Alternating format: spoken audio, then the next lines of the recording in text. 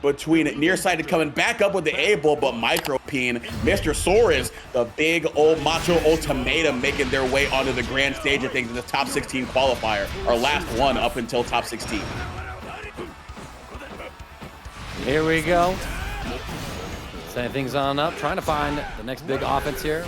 Micro starting to get some initial offense here, putting Nearsighted into this corner, and I mean, with how explosive Soriz can be, this is going to be a pretty stressful matchup, but look at that. Nearsighted able to just fly right on above and say, what's footsies to a man who fights in...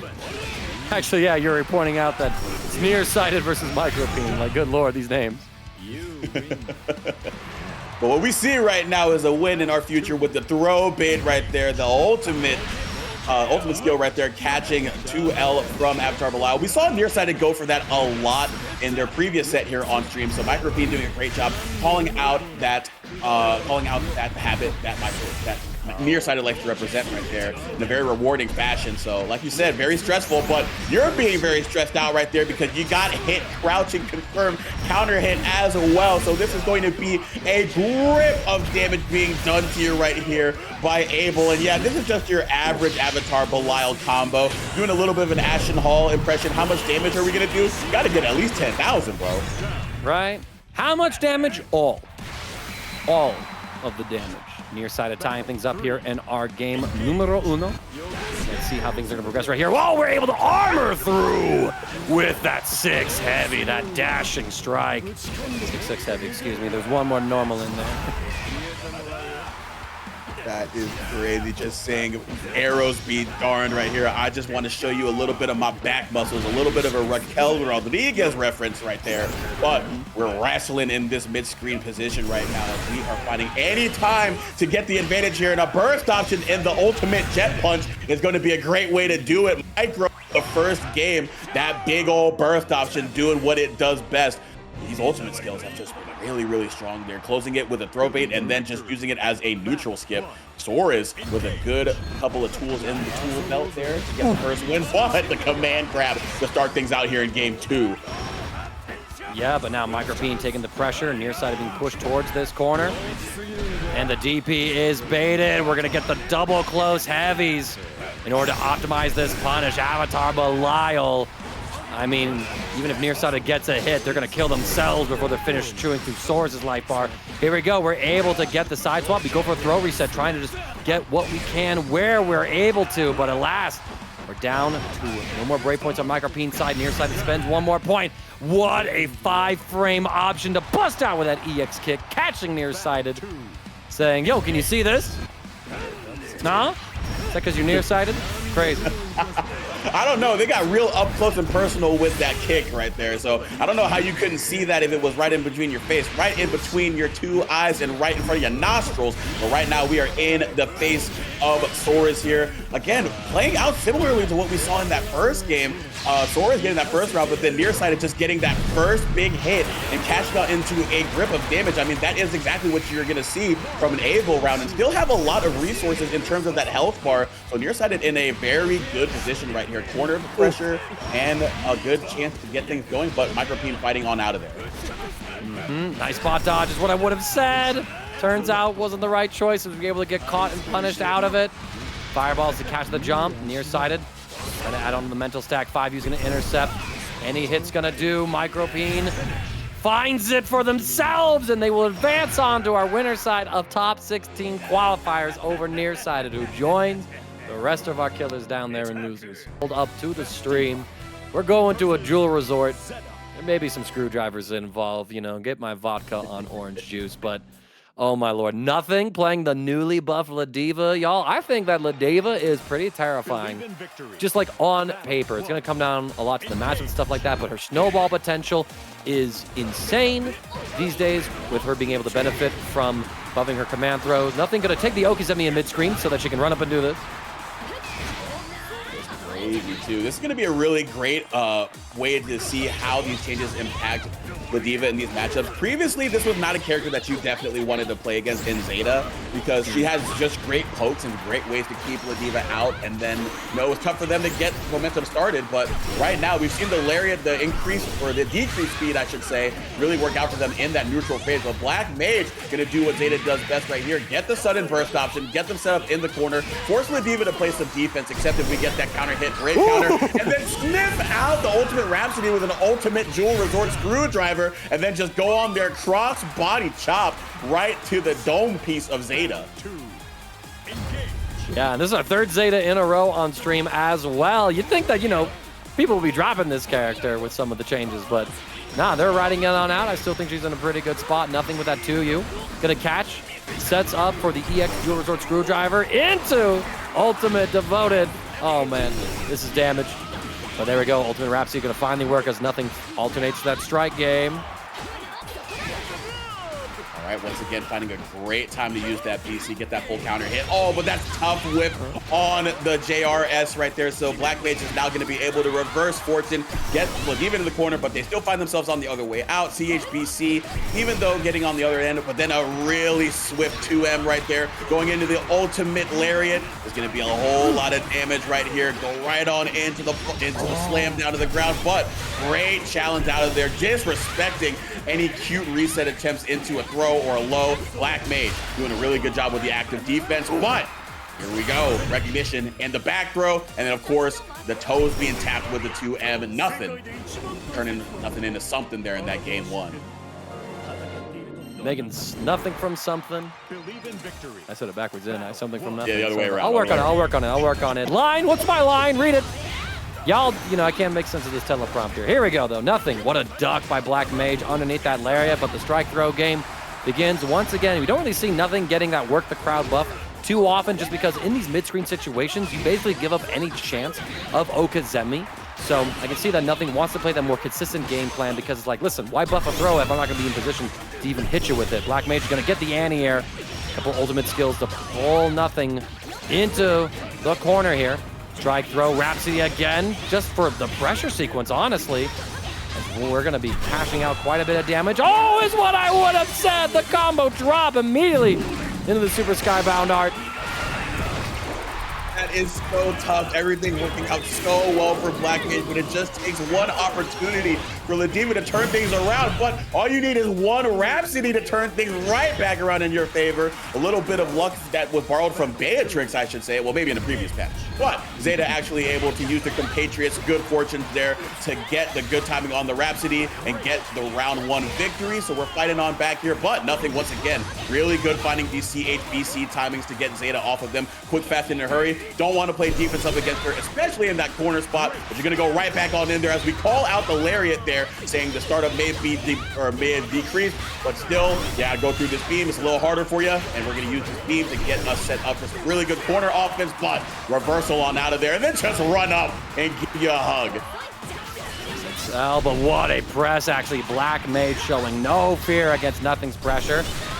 Gonna get some saucy combos, actually. Here comes the setup. Empty low! That JU represented, but the timing causing it to whiff. Nothing was completely bamboozled. And now we got ourselves yet another game 3. This is some sweaty play. Good thing we're in pool, though. No one's gonna notice. It's just water, I swear. That's why I'm wet. That's wet. Yeah, it was really good stuff there in game 2. You could definitely see BlackMage was being a lot more intentional with varying the offense because they noticed a lot of swift BC timings from nothing as they get the challenge on the run-up after. They got oh, here comes the punish there. But yeah, they did a really good job varying their offense, whether it was timing or how they necessarily structured it.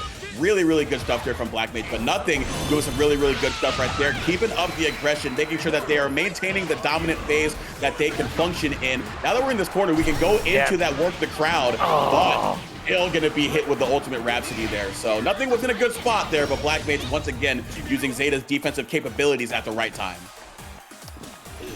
Yeah, so we just saw that nothing finally got into that ideal Ladiva situation. All right, I'm in the corner. I'm able to get my work the crowd buff applied and still maintain offense, but BlackMage able to find their way out to you. The pretty big hit from nothing.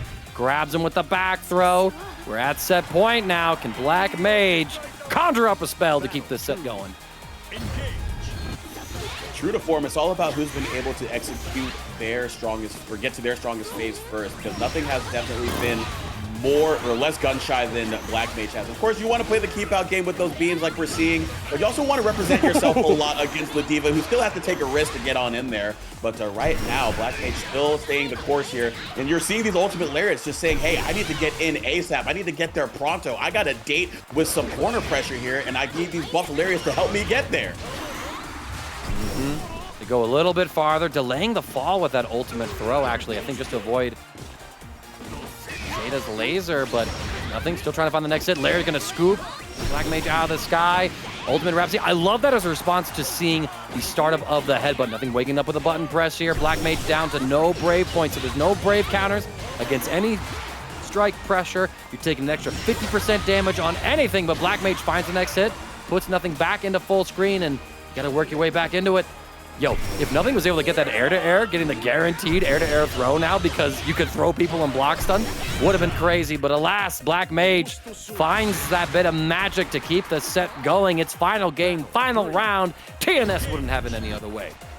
Absolutely. Yeah, you did mention the newly buffed ability to throw them out of block zones. So just may not be ready for that situation quite yet. It is still new, so Nothing will still have some time to figure it out there. But we're gonna have to figure something out right now because BlackMage has a little bit of momentum. But we're seizing the momentum right back on in there with a nice grab. But we're still sitting back to where we want. And we've been a little bit tough with these spot dodges here. We get hit on the recovery, but Nothing's still finding a way to get something started here. And yeah, calling out the ultimate Rhapsody after the PC. Knew they were -2, knew that they wanted to try to steal their turn back, and now we are going to turn the tides in our favor. Big ol' SBA, but just right with the sweet chin music and the victory tune being sung there for Nothing in a great set in Pool's 2-1 victory, addressing their defense and neutral as well, because as their archetype is supposed to be the moving wall, they really wanted to be intentional with how they went out with some of the changes. And we're going to see a SuperMech puts them to use up against a character that has been pretty good over the span of the game in Belial. Yeah, Belial receiving a couple of nerfs in the Season 2 patch, namely just getting like his endless pressure gameplay. He's a hit-confirming monster now, still a really good character. But Vane, one of the characters that has received quite a few important buffs in this patch. He has more range on some of his special moves. He's able to hit-confirm them a little bit easier. And the Vane shield, absolutely massive. What a jump through, though. And Lumi gonna get things started off here with the jump-in combo. Gonna take SuperMech into this corner. Forward throw gets to be started here. Go into the stage up and then just go right into the Vestego. Can't do anything with the shield against the command grab. And you're not going to be able to do too much when you are 6 feet in the grave here, because we're going to put feet right on your ankles with the 2M. Go into the good old SBA conversion. And that is a perfect here to start things out for Belial and Lumi. Yo, man, let the buffed player play. You know what I mean? Like, come on, we gotta see something with Vane. Here we go. We're gonna get short little combo right there, trying to advance in. We get the jump, not able to get anything going, but there it is, that extended range on the medium version of Wild Beat, and that buff 5U as well. The armor actually functions, lasting all the way to the end of the active frame, so you're actually able to power through multi-hitting moves against the opponent and get a good, juicy counter-hit launcher for a combo. SuperMech in a really good spot. Lumi fighting back. And they're gonna fight back against the 6-2-3U that gets popped right in their face. But how about doing it again? Catching Lumi trying to get a little bit more cute with the offense, but a cute little jump over the far H here as we get a clean jump in. Gonna do the full 50% route instead of going into an SSBA. I agree. Get all the corner carry in the world and force SuperMech to make a tough decision in the position that they were in where they lost the first game. Oh, you try to throw me twice. I'm ready this time. I showed you I'm willing to send out the ultimate arm destruction. I'm gonna do it again. And SuperMech takes us to a final round here in game number 1. They trade. SuperMech gonna be able to get the air-to-air, setting up pressure, looking for some kind of defensive option from Lumi. Catch the jump, still maintaining offense here. This is a really good spot for SuperMech. Jill. Lumi's able to find the 5U. We're gonna get the side swap off of the ultimate Goetia. Put SuperMech into this corner. How do we survive now? Oh, got the 5H to hit, didn't trust it, but we always trust in the command grab. But if we're Vane, we're always trusting in the anti-air damage that we can get here. Not going to spend after it, but a good amount of taxing done on that health bar here. The SuperMech making up the differential in the life bar very easily. But maybe getting a little bit antsy with that SBA. We just parry on over there. And yeah, SuperMech got their hands stuck in the cookie jar trying to find something sweet. But ain't nothing sweet around here except for a W in Belial's column. Lumi kind of just opted to roleplay as Belial right there, seeing this big attack coming on through. Go ahead, give daddy some sugar. Instead of, waiting out for maybe more optimal punish. I like it. I like the roleplay element in there. I'm just, saying it's roleplay. It's a pretty funny way to do it. Ooh, nice. Energy destruction. Gonna be able to crush the low from Lumi. SuperMech in a pretty decent spot. The 6XL coming right on through. And now we're gonna get a full combo launch right here. Vane able to do a decent grip of damage. Set up the one for all, and so now Lumi not going to be able to fight back, but we try to get the Brave counter off. SuperMech able to bait it. Full combo, one more mix is all we need. Strike or throw will do the trick. Let's get out of here with the BC. Gonna try to send out a projectile, but we still got a far H waiting for you on the other end. So SuperMech once again gonna use that mid-range ability of Vane with those normals to bring things out of here. And I think that's where Lumi has struggled a little bit. Or against SuperMech, I should say, and also just running into the big jump. So two things that they're gonna have to want to play around a little bit more is just gonna get that as we get put in the corner here. Just try not to be too jump heavy up against the waiting SuperMech, because right now that's what has SuperMech in a really good spot here. But as I say that, Lumi jumps out and is now able to get some offense started. For that parry as well, catching the 2M press. What a crossover to evade the command throw. SuperMech trying to get things started off, but the ultimate Goetia going to intercept them. Lumi manually able to time the height so that they're able to get that Asmodeus, sour hit so it doesn't grip him and end the combo. Pretty nice stuff. Keep him in position. Bless off of that 6XM. Arm destruction, gonna buy us some space. SuperMech trying to find the next blow. Oh, but one for all, able to defend against the jump in. And the anti-air with our Super Skybound Arc should be enough actually to take SuperMech down with the extra 20% damage we're taking for the last Brave point standing. Now it's last round for game number 2. Yeah, I love that from Lumi. Identified the spacing that they love to go for that energy destruction. We usually like to set up that shield and then at that ambiguous mid-range or either farther away when they're going up against that fireball. That's been the prime time that SuperMech has gone for that, so that was a really good way to sort of bait them into a chance to get that anti-air SSBA. And we've seen it being represented a couple of times here, and Lumi just being a lot more patient, sniping it out, and slowly inching SuperMech into a spot where they got to guess for their potential winner's life here. So SuperMech potentially one touch away from being set down in the losers.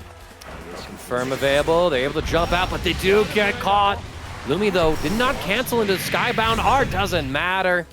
A second chance is just one last touch of hope to then put you into true despair, and Lumi sending our poor Vane down into the losers. And now I'm just craving for more Giga Drill Break action. But here we go, the action we have right now.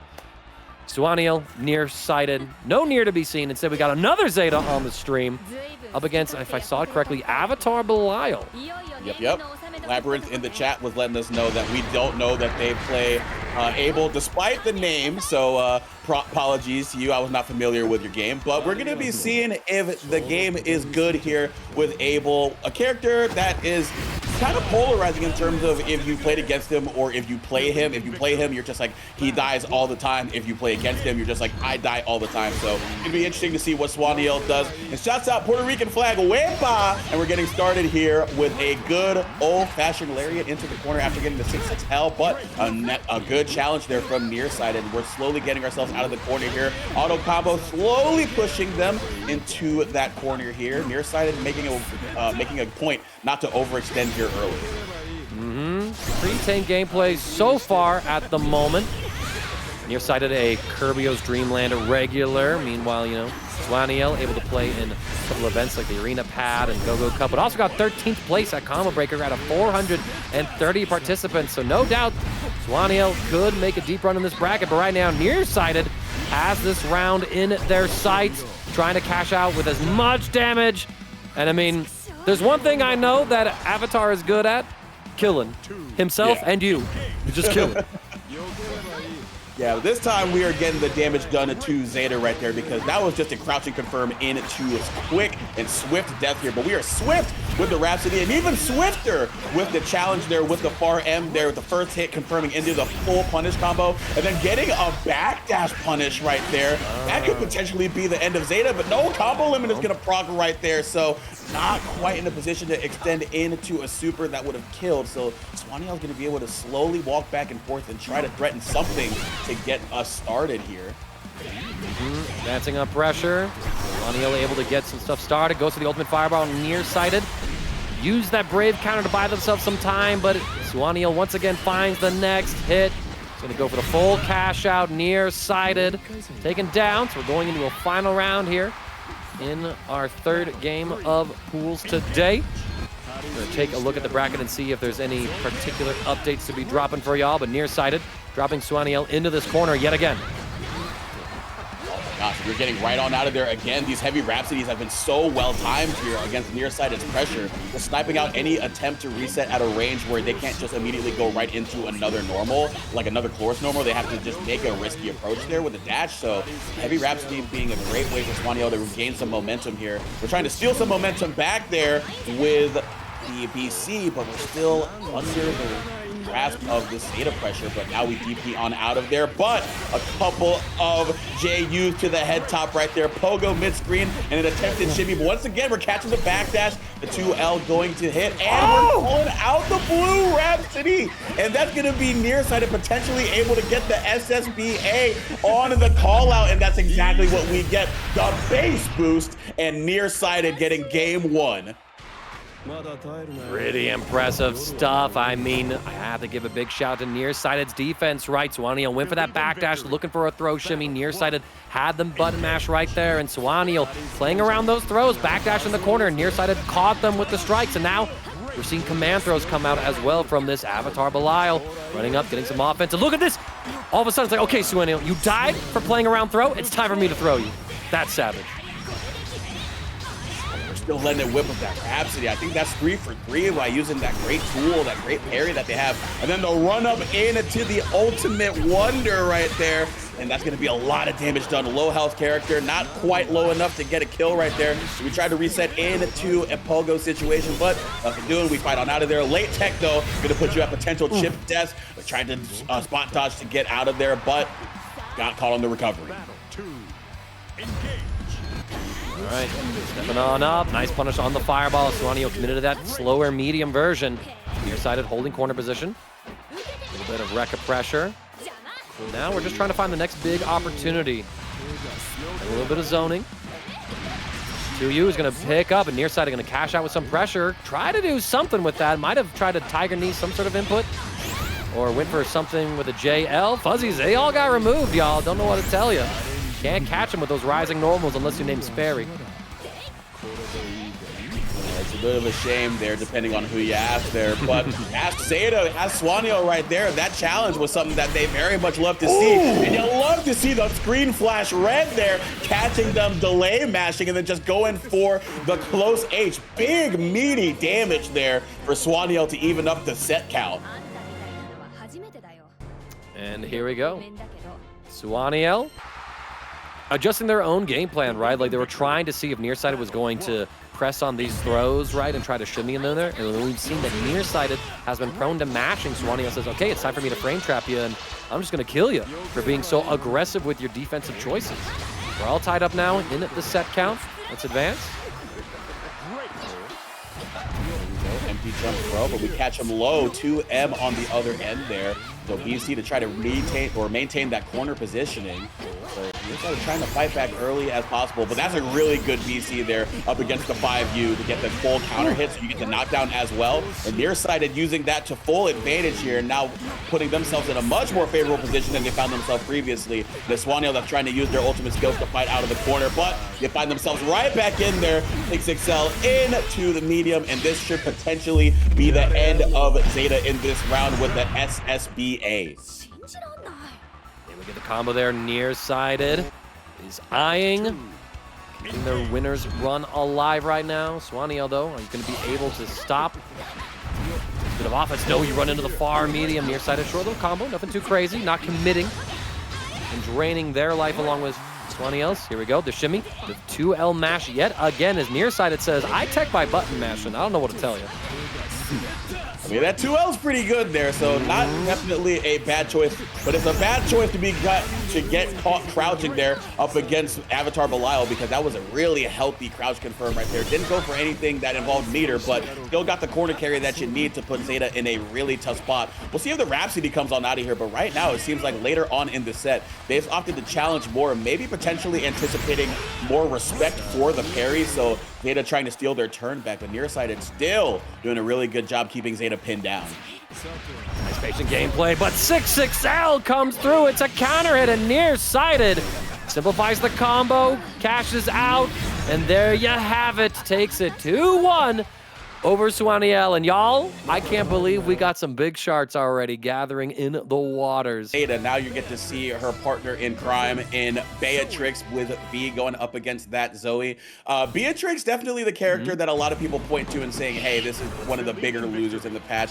Got some changes to her burst option in riding free, and but also received some changes, interestingly, with the heavy Star Chaser. So her combo potential has been shorted just a little bit there. So now that they put them in the air, they can't necessarily cycle through on these mid-screen and corner combos as much. So it'll be interesting to see what routings that we do now with this new version of B. But right now, we get a little bit of a shimmy into that far L, and we put Synn in a very tough spot here. B starting off, goes for that 5U, which leaves you a little closer now. You're still +4, but within that far heavy range, so the opponent pretty much forced to respect, because you could just media them with that far heavy. And because you're respecting that, I mean 6-6L holds a little more weight when you go through it.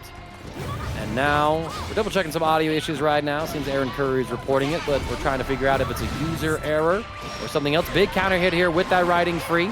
We did see some of the reward on counter hits for riding free adjusted between the light and the medium version. The light one, you don't really get a combo on a grounded hit anymore, but the medium version, you do get some pretty decent combo routes, able to link close mediums now. So a little bit of adjustment there, trying to get the Beatrixes to use the slower option to catch the opponent pressing. And now let's see how this matchup is going to catch out. We catch the spot dodge with the ultimate Thunderbird. Synn getting some offense started, looking for any sort of defensive burst. I like the ultimate air fireball there. And now let's keep going. Oh, here we go. 2H into the full counter hit conversion. Yes, sirree. The 6H of wonders right there. Going to end right on down there. Trying to get the ultimate throw bait, but V not biting. But got caught mashing instead. So Synn able this time to get them, or catch Beatrix mashing rather than how they were getting caught in the previous rounds with Synn. Now being able to showcase their offensive arsenal, because Beatrix was not necessarily in their face all around, but right now it's going to be all Zooey all the time right there. Nice run up right there, and now we get the dragon set up. Healthy amount of dragon gauge as well, so he's going to have to figure out a way to get on out of there. But this is going to be tough sledding. But we're going to sled through there with the low profiling, riding free, give ourselves a chance. Trying to catch them with the shimmy once again, but Synn being a little bit more restrained in that defensive aspect. They are mid-screen, so they're just like, hey, you know what? I'm down to take a throw here. Catch with the fire from the Wyvern. Looking for any kind of reversal option. V could bust out with any form of the invincible and brass swords. Closes the gap. Taking our turns back after the riding freeze. Getting a couple of codes redeemed as well. Thank you so much, Comrade, for doing so. Synn gonna get the launch here as well into the SBA. Got a knockdown to work with. Our Dragon Gauge is pretty much depleted, so it's all solo Zooey, and V is gonna get the back throw. Offense is starting a second throw for our troubles. If you want to talk about gauge as well, Delta Clock is on a line for Beatrix, but may not get a chance to use it. We didn't have a chance to go into Raging Strike or Raging Chain either.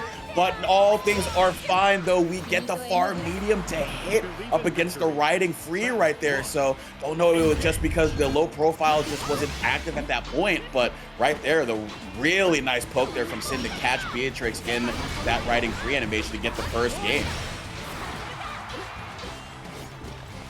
Patient shimmy right there. V not biting on it. Synn with these pokes is going to convert into a nice full combo here. Can design the Oki after a couple of dust loops. Shout out to Soul Bad Guy in the Guilty Gear world. Oh, we got Soul Bad Guy and another incarnation here in Beatrix fighting their way on out of there, but still running into the far H. And again, a couple of dust loops for your viewing pleasure. And how about an SBA at the end of it? A couple of swift little strikes with the hilt. And that is a swift round 1 victory in game 2. Synn looking so clean right now. Actually, it is kind of funny. It's like Soul's biggest fans fighting out, no, I'm bigger. No, I'm the bigger fan. He just looks at him and goes, neither of you are my wife.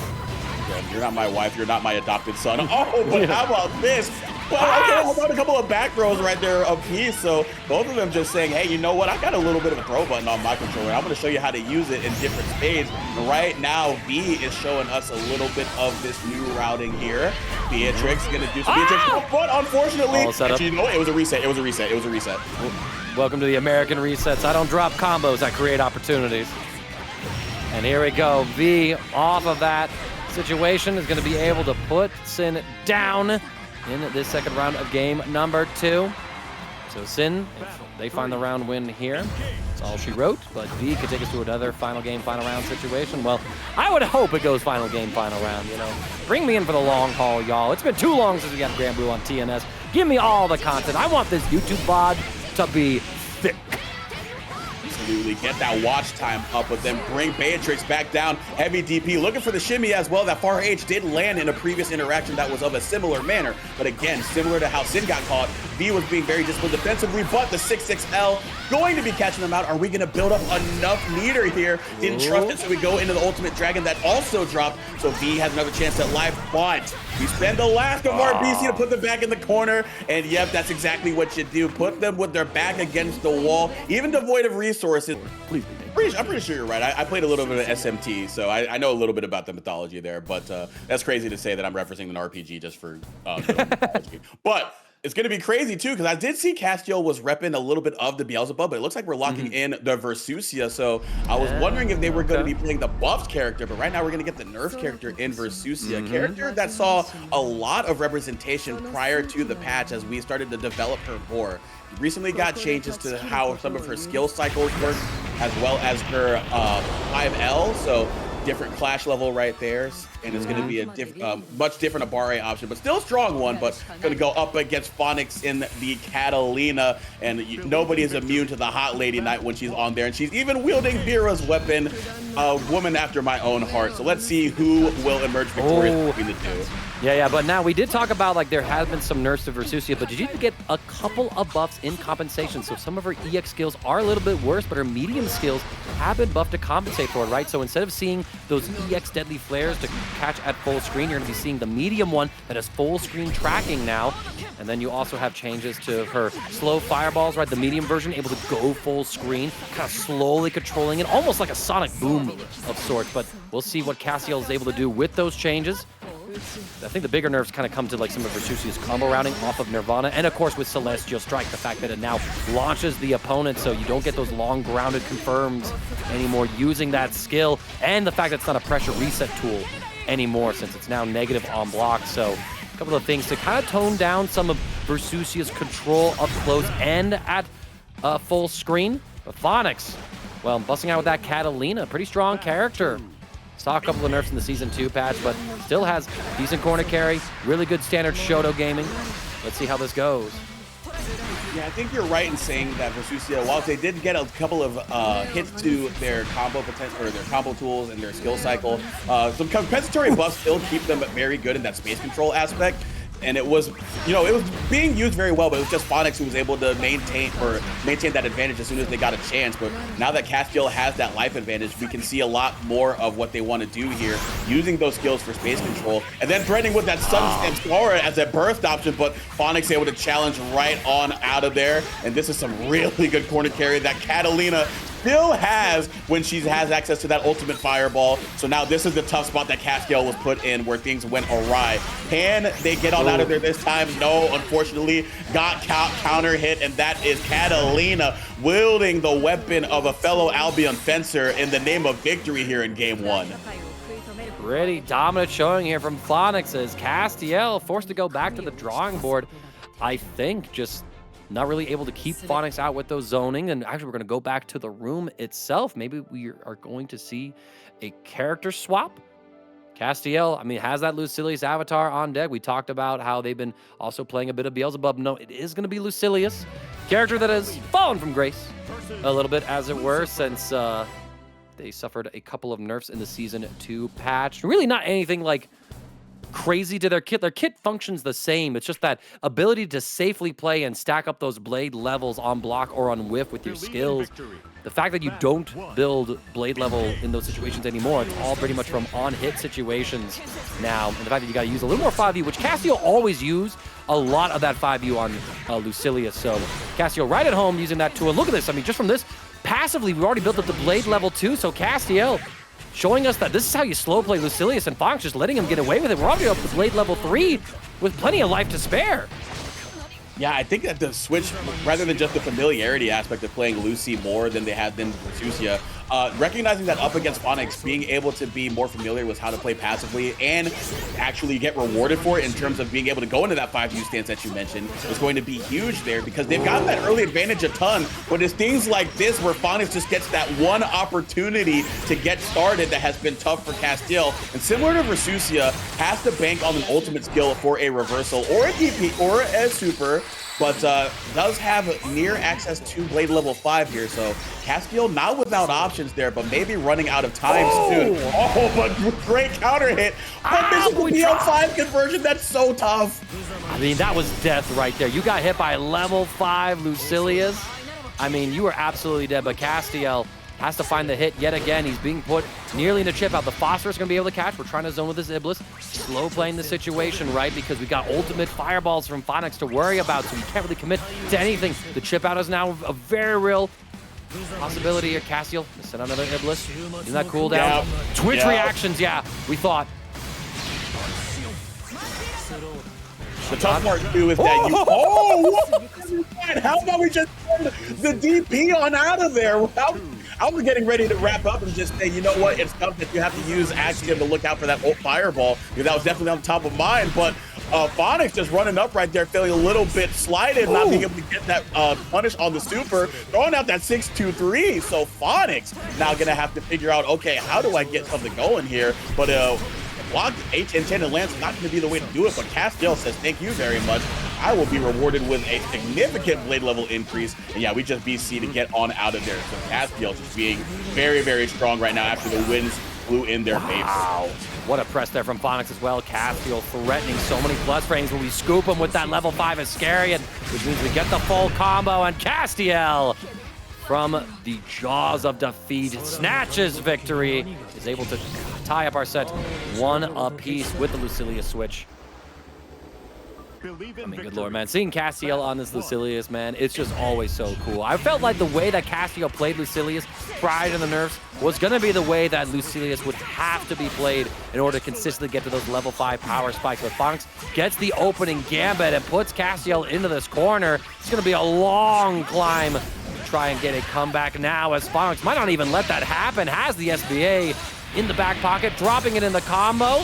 And I think that this Angel, well, he's about to go up and talk to God again and say, what happened? Yeah, absolutely falling from grace there in that round 1. A perfect in the arms of Katalina. And yeah, I do like what PhonicS has done for the switch up there, saying, hey, I let you get away with way too much blade level game there early. I need to be in your face as much as possible. Even though I want to play that fireball game a little bit more, I need to just take a chance with that jump in round start up against your attempted, I think they went for an Iblis there. So, and it worked out for them mightily. And again, maintaining that spacing where we can throw out that far H2 and just stay in Lucilius' face, keep that advantage, and then call out the BC with the wall of light. PhonicS, exemplary counterplay there to get a game of 3 in a strong and dominant fashion, right? Because now we are going to see that top talent in Ryazo versus fredruary. Speaking of offline, having some really good offline results in this recent season, actually pretty much throughout the lifespan of the game, with the Seox, a character who's, you know, been at the top of things, slightly fallen off with the low health and a little bit of nerfs there, but still a very, very strong rushdown character. Really good at neutral options to just skip through some stuff. But on the other end, another character that wants to rush you down and make you, or make them your problem, in Yuel right here in fredruary. Yeah, you know, I mean, high key, this looking like some sort of like Kingdom Hearts matchup. You know, you got like that Valor form Sora on the right side with that dopey face. And then fredruary, you know, Final Fantasy looking Yuel. I'm vibing with it here. Let's get right on into it as Ryazo takes on fredruary. Trying to get the offense going here. Let's see what these Beastman claws can do. On Ryazo's side. High switch right there, but still gonna find a good chance to get that DP on out of there. And a good challenger from Ryazo. Swift right there, 5U gonna hit, and then just going into the ult. Rekka was gonna be plus on block anyway, so it was gonna be a really good time to use that.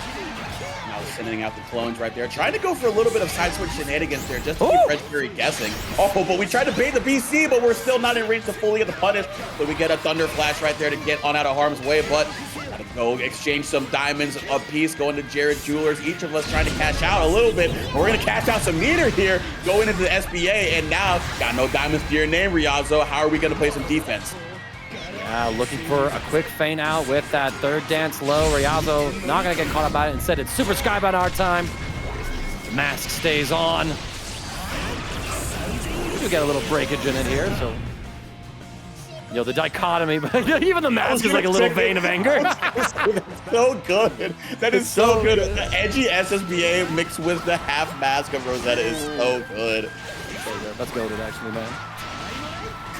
All right, now it's all kinds of offense here. Ryazo has fredruary boxed up in the corner. Oh, nice mash, able to challenge before Ryazo was able to steal turns with some plus frames. Get an extension right here. Fredruary, what's the Okazemi gonna be? We go into the third dance. Catch him with the low. Ryazo anticipating an overhead, I think. All right, DP ender right there. Find a good time to mash there with that 5L. So here we go. Ryazo once again finding the appropriate time to challenge, even when they are down on that life lead. So fredruary finding a good chance to mash out as well with the far L.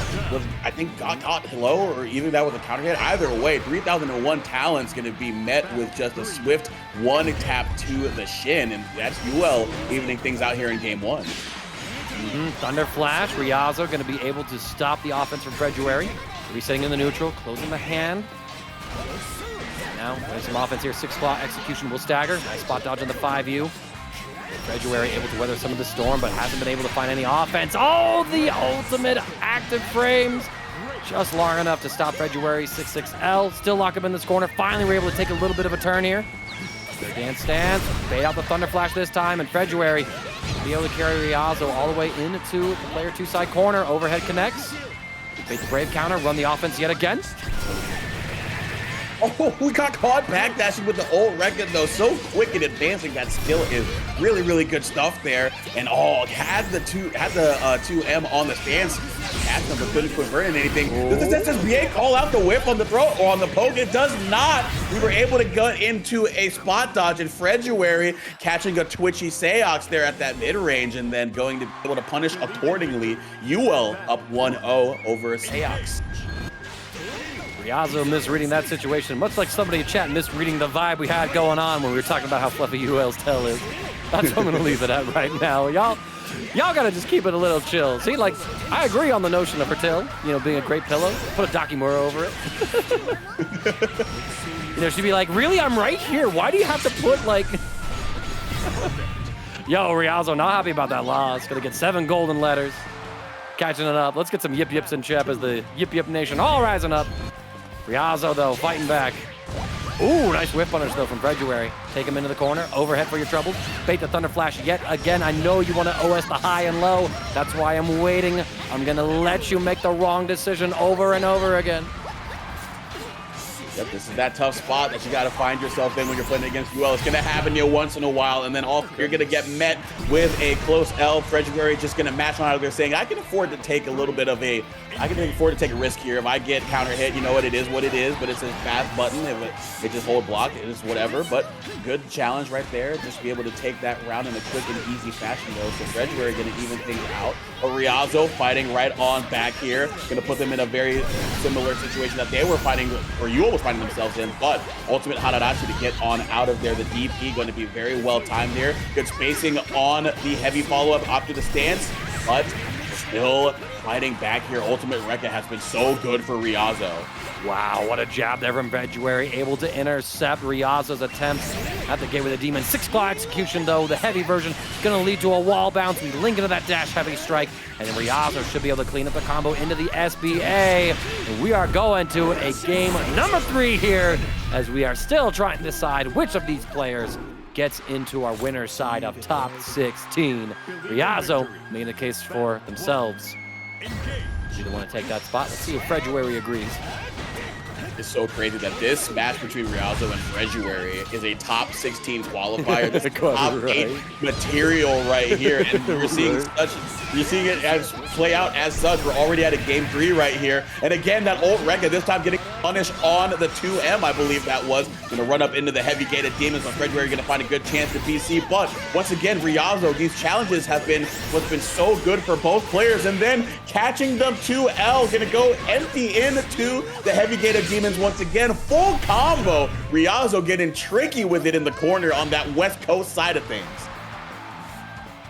Able to take yet another convincing first round, but fredruary, we've seen them answer back.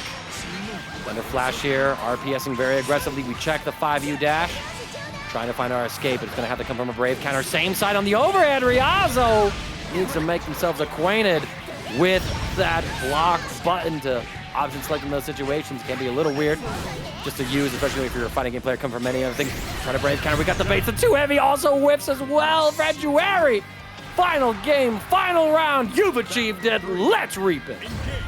If there's anything such as structured spaghetti, that was it right there. It felt like fredruary was forcing that scramble up in the corner. So many different crazy interactions, but it seemed like fredruary was just planning it from the start, the way that they navigated through there. But we are navigating out of this corner. Ryazo, once again, it's been these challenges, and that's so key against rushdown characters, finding the spots to prevent them from getting in your face and getting that stance started or getting any of the stance corner pressure started. So whoever's been able to navigate and use that effectively has really been able to take the advantage of the pace of the game right here. fredruary trying to do it right there, but a great empty hand. Got the counter hit, but didn't confirm. The mask has been broken, but so is the rest of Six's life bar as fredruary establishes foxes above cats. Not bad. Wink, wink. Wink, wink, nudge, nudge. Oh my God, but here we go. Top 16 now getting underway right here between Iago, Garaitz, and PhonicS. So PhonicS came back on stream with the Katalina getting the dub to get into this winner side top 16. This is the first time that we are going to see the Ferry on the part of Iago. Very, very strong Ferry player. Had the pleasure of commentating them a few times, and that is going to be a tough task for anybody to go up against, let alone this early in the bracket in top 16. Yeah, top 16. We already have our first qualifier for top 8 established. Nothing was able to take down Synn 2-0, and we didn't get to see it. That's actually crazy, but Ladiva buffs, Ladiva buffs. Yo, Ladiva buffs. On the first day, God gave Ladiva buffs. On the second day, Ladiva was in top 8 of TNS. That's crazy. We'll see what the other 5 have in store for us here as Iago setting up some pressure on PhonicS. Ferry not really getting any changes in this patch. I'm not sure if she benefits from the change where like the close normals that have multiple hits to them, you know, no longer like trigger combo limit like towards the end of those combos. But I do know that Ferry was able to keep like her rising overhead in that form of that JL, since you know it wasn't quite like the same fuzzy overhead stuff that we see like Nier or Zeta doing previously. Garaitz with that super gonna catch PhonicS, busting out, close up shop real quick. Yeah, we didn't even really get to see too much of a GG setup, just only using them for space control. Really what was good for Iago was just using their really good far H2Ms and far Ms to control PhonicS and just make it so that they can't even get any, you know, walking forward, any dashing forward, let alone have a chance to throw out a fireball. So smothering and covering the screen, but what you can do on the other end is get that ultimate enchanted lance to get all in there. So PhonicS got that burst off record, but Iago got ice from the right time to switch positions and get a good effective challenge right there. And this is that tough dead zone that you got to navigate, especially when Iago has the momentum and the slight health lead that they have right now. PhonicS is going to have to navigate through this treacherous terrain. Iago, so far holding the high ground, catching that crossover. Slowly chipping away on PhonicS. PhonicS trying to bust out with a fast lariat, but alas, Iago able to keep the pressure just tight enough to stem that offense. Jumping in, looking for our next hit. A couple of these 5Ls, and the eel is the deal. So we're able to close out game 1 without a single round dropped. Yeah, that was just tough. PhonicS just seemed a little bit lost in terms of how to play around those big normals that Iago kept throwing out there. Most recent buffs to her were definitely those startups being changed and the hurt box being shifted inward a little bit, so it's a little bit harder to catch them. as they're coming on out of there. So it's going to be a little bit of a tougher ask for anybody playing against Ferry to navigate around those, but really good call out there. The whiff punish there with the enchanted lands. Saw something similar there, but couldn't fully capitalize on the momentum. So here we go, get something started, but no, we got the clash recognition into the throw there. So Iago a little bit quicker on the trigger. Oh, we missed on out of there, but the SBA was still active even on a hit. Gotta know that's gonna be what's happening. Unfortunate though for PhonicS, there's not much you can do about that, and we are right back into the tough spot that we've been in all set long. Well, I can't help but wonder too if PhonicS meant to get that ultimate fireball out, or if that was supposed to be an ultimate DP in order to try and evade that meter projectile. Have to look at the replay or, you know, ask PhonicS, but alas, Iago just one more round away from qualifying into top 8 on winner's side. Beppo, sick him. GG, get him.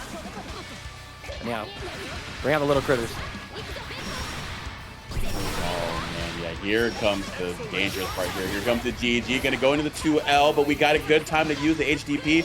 Great discipline there in the face of the light wall. Just gonna wait a little bit and then get the counter hit as well. Not a lot of juice damage, but already showing PhonicS that you gotta be a little bit trickier with that, as we are just keeping it very level 1 here with these normals. And now we put him in a very tough spot here. GG and the SSBA getting a little help from our friends right here. And PhonicS trying to get their way on out of there by crossing, but got caught on the recovery with the hit scan far L. Faster means you're able to combo into it naturally from a crouching medium. That's huge because that's one of Nier's best pokes. So the fact that you're able to just get that conversion is, I think, a massive gain for Nier. Super excited to see what Grisk is going to be able to show off today. So up against awesome 2-1-3, and there Anila rocking a bit of that red-white Christmas vibe.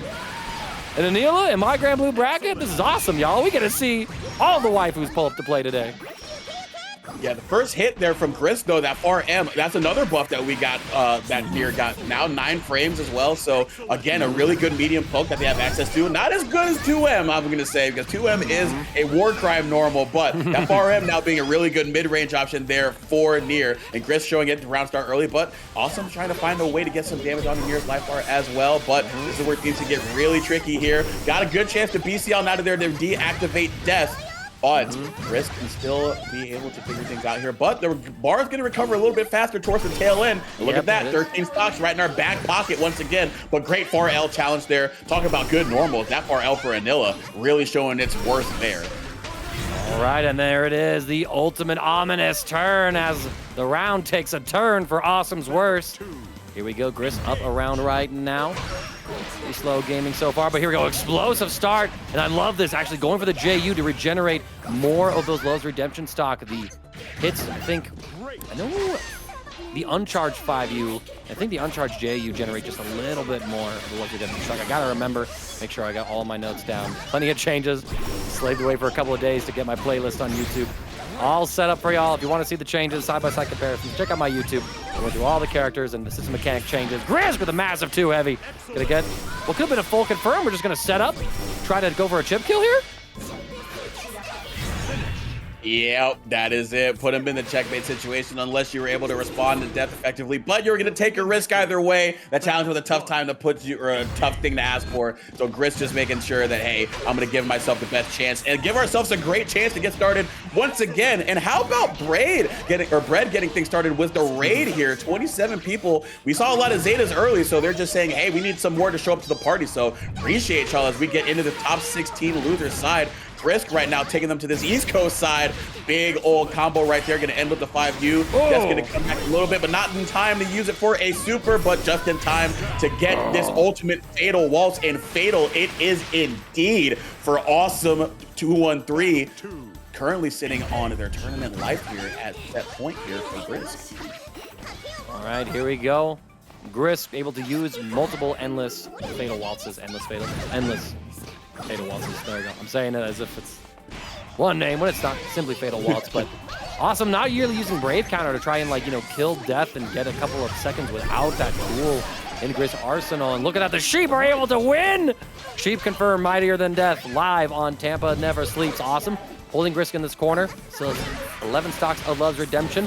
Gonna go down dramatically here as we get the full combo.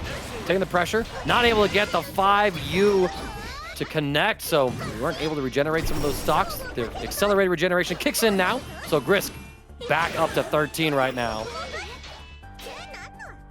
Right, still gonna put Nier into this corner here. Gonna have to play a little bit of defense there. Got cute over the fence and into the low right here. Gonna be able to combo into an SBA. Reaches tall, so we are gonna get the full cinematic a la Banjo-Kazooie Ultimate in Smash, and that is going to be a smashing way to take round 2 in game 2. So awesome fighting back here, and now finally getting first blood here in the set there with the Sheep. The Forever Fluff is making their presence known right there. So bring out the Combo Brigade and bring out the 2H there. Big old counter hit confirmed right there. And Grisk with the low health character really feeling that. Yeah, now Grisk feeling the pressure, trying to escape this corner. The ultimate ominous turn, not leaning to anything. We're gonna go ahead and unsummon Death just to start regenerating those stocks, making sure that we're playing around our power cycles with the character. Nice 5L from Awesome to check Death, and we're gonna check Grisk as well. Get the extension here as we are flocking towards a sheepier future. Awesome, not quite able to get the kill, but Grisk nearly in a chip kill scenario. Runs up with throws. Yo, there's no way. There's only so many throws we could take with 0 BPs to our name, and that far H was right in your face. But so are the Sheep to get the chip. They were trying to get that jump that they've been getting so many times up against Awesome's Ultimate Sheep, but that time jumping right back into the cuddly and fluffy arms of the Sheep that are being sent out by the Divine General. Awesome now winning game 2, and we are at game 3 once again here early on in our bracket and top 16 loser side. All right, C6L, go for a throw. Grisk, we're gonna get a little more offense here. Awesome, not biting on these staggers, but we're seeing that impatience start to creep in. Brave counter to get the situation reset. Grisk gonna maintain offense here with their own. And now Awesome able to get us back into the mid-screen. Using that bar L here, but that bar M gonna be a really good way to deter Awesome from running up into that range. Gonna get that crush if they're able to get there. But the 2M into the reverse step, and that, or actually an ominous turn, I should say. BC on out of there, got the counter hit variety, so we knock him on down here. But we only got one more BP to spend on a Brave counter. Try to get some plus frames as well with the ultimate over the fence. Some more plus frames, Ultimate Sheep. Gonna make the screen flash blue for as long as possible, but we don't have any more blue above our health bar, but down low is the 2U. Awesome. Now, as quickly as they were on the back foot, now at set point. All right, Awesome. Ever since like that second round in the first game has really been in the driver's seat. Kind of just bullying Grisk all the way through. Get the frame trap here as Grisk press something and is gonna eat quite a bit of damage for it as well. The wake-up option gonna be the ultimate misfortune does come through. And we got the improved Okazemi now. You're actually able to get a side swap safe jump because the opponent is so much closer after that reversal, but it doesn't even matter as Awesome gets the next hit, gets the Raging Strike and Chain confirm into victory, and Awesome eliminates Grisk in our loser side of top 16. It is getting crazy. Is not this good. I think she's in a really healthy spot. I don't think she is like the terror that she once was, but I think that, you know, she's definitely a lot more viable as a competitive choice for a lot of players. And Anachi made it work before. I'm really excited to see what he's been able to develop with the character thanks to these favorable changes. Rainbow Rocks pulling up though with Cagliostro. As it's going to be a battle of all kinds of magical sorcery here. Rainbow Rocks getting started very aggressively, putting Anachi into the corner.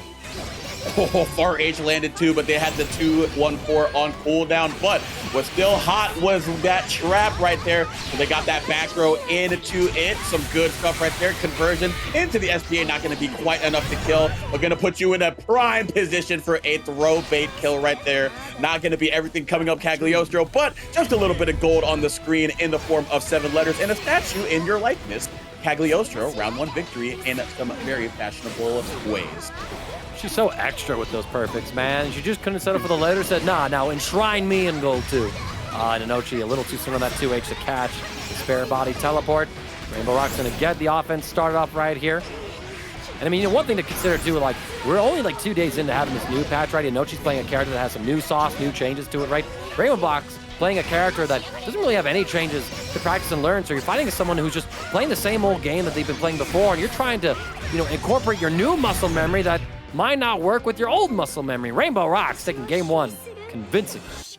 You want to talk about calculated. That move name so appropriate right there. Sticking the spear out on the ground on the BC attempt there from Nier and got the full conversion afterwards as well. So really great stuff there from Rainbow Rocks, who had absolute control from the word go in that first game. But we're going to see if Inochi can respond, opting to create a little bit more distance and then just run up right after Death was right at the back door of said Rainbow Rocks, and then just running up into the 6XL. The far H is going to hit you right in the face right now, and this is where Rainbow Rocks was able to get something started, but got called out on the air trap. So these 6XLs from Nier have been really, really good here in terms of trying to catch Cag when she's trying to get some set play going.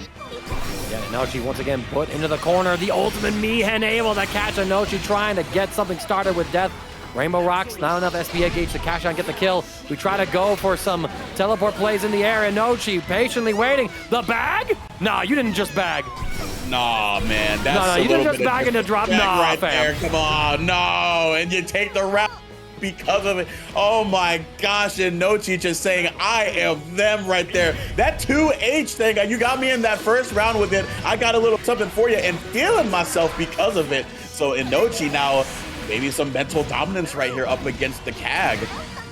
Yeah, Inochi actually demonstrating that you can now use that JU, right, as a me to also regenerate your Love's Redemption stock. So all of those safe jumps that you're able to use with it before now have just some additional reward when you unsummon Death. Really cool to see. Goes to the empty throw. I love whipping the normal to get it set up the Fatal Waltz. We block the high, though. Excellent defense from Rainbow Rocks. Y'all doing great work in the match arena as well. I see us claiming some more codes. Keep them coming, chat. Would love to see it. Don't let Death flashing blue at that range, because you know what's going to be in the back pocket. But the screen is going to flash red. Primary colors, but this one a lot more favorable for Rainbow Rocks right here. Going to be able to get the side switch. Not going to be quite enough to kill, but a throw will in the face of the trap. The Rainbow Rocks just saying, hey, I'm staying composed. You might have bagged here, but you got to do a little bit more to get the set in your favor. And I love the choice of run-up throw as well from Rainbow Rocks, right? Something to deal with any sort of ultimate misfortune that could have come out, right? Because it's just a super armor move, right? So throws, an option that can defeat that reversal. Rainbow Rocks gets the next hit, Ultimate Alexandria to get us into the corner. Big combo damage and launches here. We set up the Mihen. Inochi, though, checks it beautifully so. Misfortune launch, set up the waltz. Spot dodge, looking for a brave counter, stagger pressure. Death still available. Going for the low this time, and what patience from Rainbow Rocks, finding the perfect moment, and we get the throw as well, into one, into two Mihens. Rainbow Rocks, is it enough? Yes, it is. Inochi, you bagged yourself.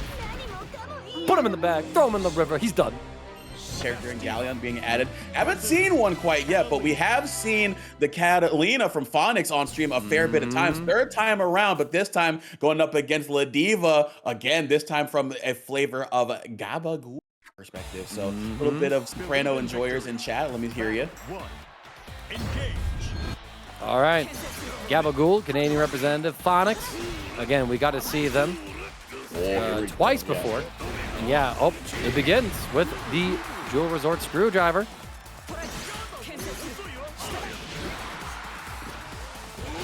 Mid-range right here, going to use the Lariat to get right up and close and personal. Look for that 6-6H there.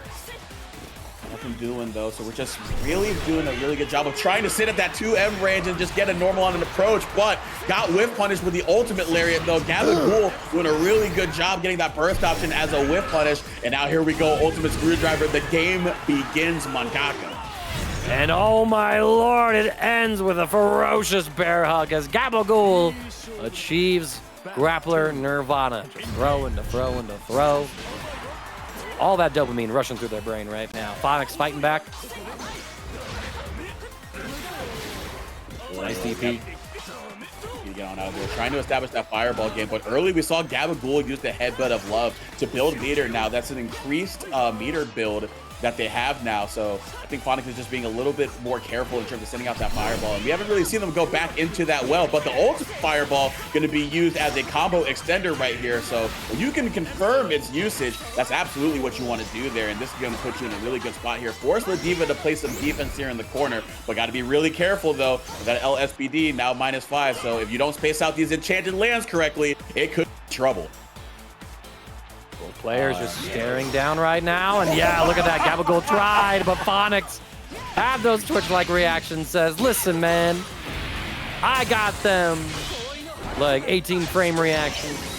All right, I play that reaction metric game on the, I say game, it's just a reaction test thing. So people make it a game. People are like, how fast can I go? Ugh! I'm like, all right, now do it when you're looking for 5 different colors. And you got a left click for red, you got a right click for green, you got to hit the X key for blue. Yeah, that time we just saw the sparkles and responded accordingly there. So PhonicS being able to get the Twitch reactions that we needed to get that round. And now we're off to a good start here early, but here we go. The SPD, even though they weren't explicitly punishable, that's still a very scary spot to be in that RPS situation up against Ladiva, who's going to get the most of it now. Going to be able to put you with only 1 diamond left after this SBA hits. Not going to kill, I don't believe. Yeah, just a sliver of life left, but you got to guess, but you didn't account for the low hitter. Gabagool going to take the first game. Believe in victory. Battle 1. Gabagool, 1 game away from being our second Ladiva to qualify into top 8. We got a Soriz from Micropene, Iago with the Ferry, nothing on Ladiva. Harple, I don't think we've had a chance to see Harple play on stream yet, so I'm not sure what character they play off the top of my head. Maybe someone in chat can let us know. Great right there to get out of a really scary forward throw situation in the corner there.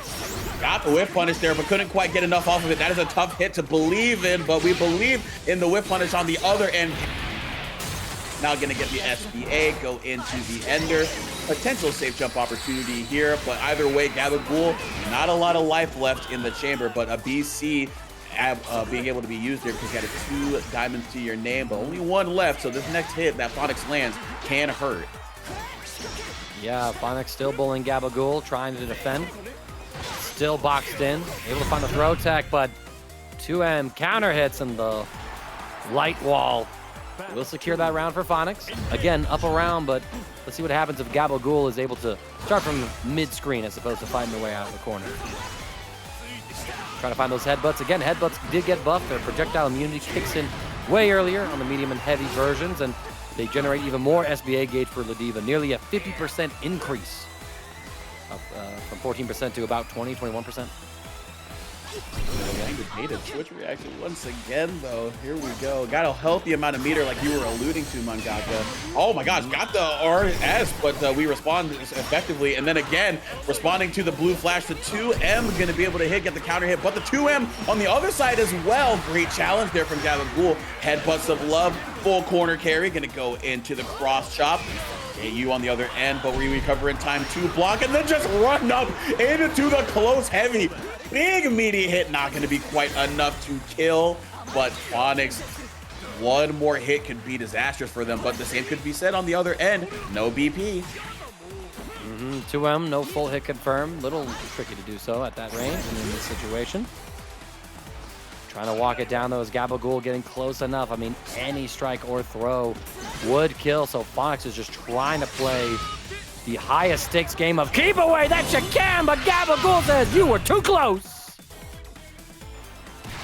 Oh, man. Yeah, we saw the reactions in a similar situation in the corner previously, but this time it's Gabagool being ready to react to that fireball with the SBA. Great stuff. And here we go. We're going to work the crowd. Not going to get the Oki that we need, but that 6-6 wasn't quite ready to pick up on him after it because we had the buffs to the counter hits done, so we had a combo potential there, but the combo is going to be executed here after we get so much going here. And yeah, that is going to be an SBA after the close heavy up on the aerial Katalina. Send them right back down to the ground, and that is a perfect way to end things in our top 8 right there. Ferry versus Soriz. Y'all, we got a Soriz in top 8. I know what's going on in the thumbnail.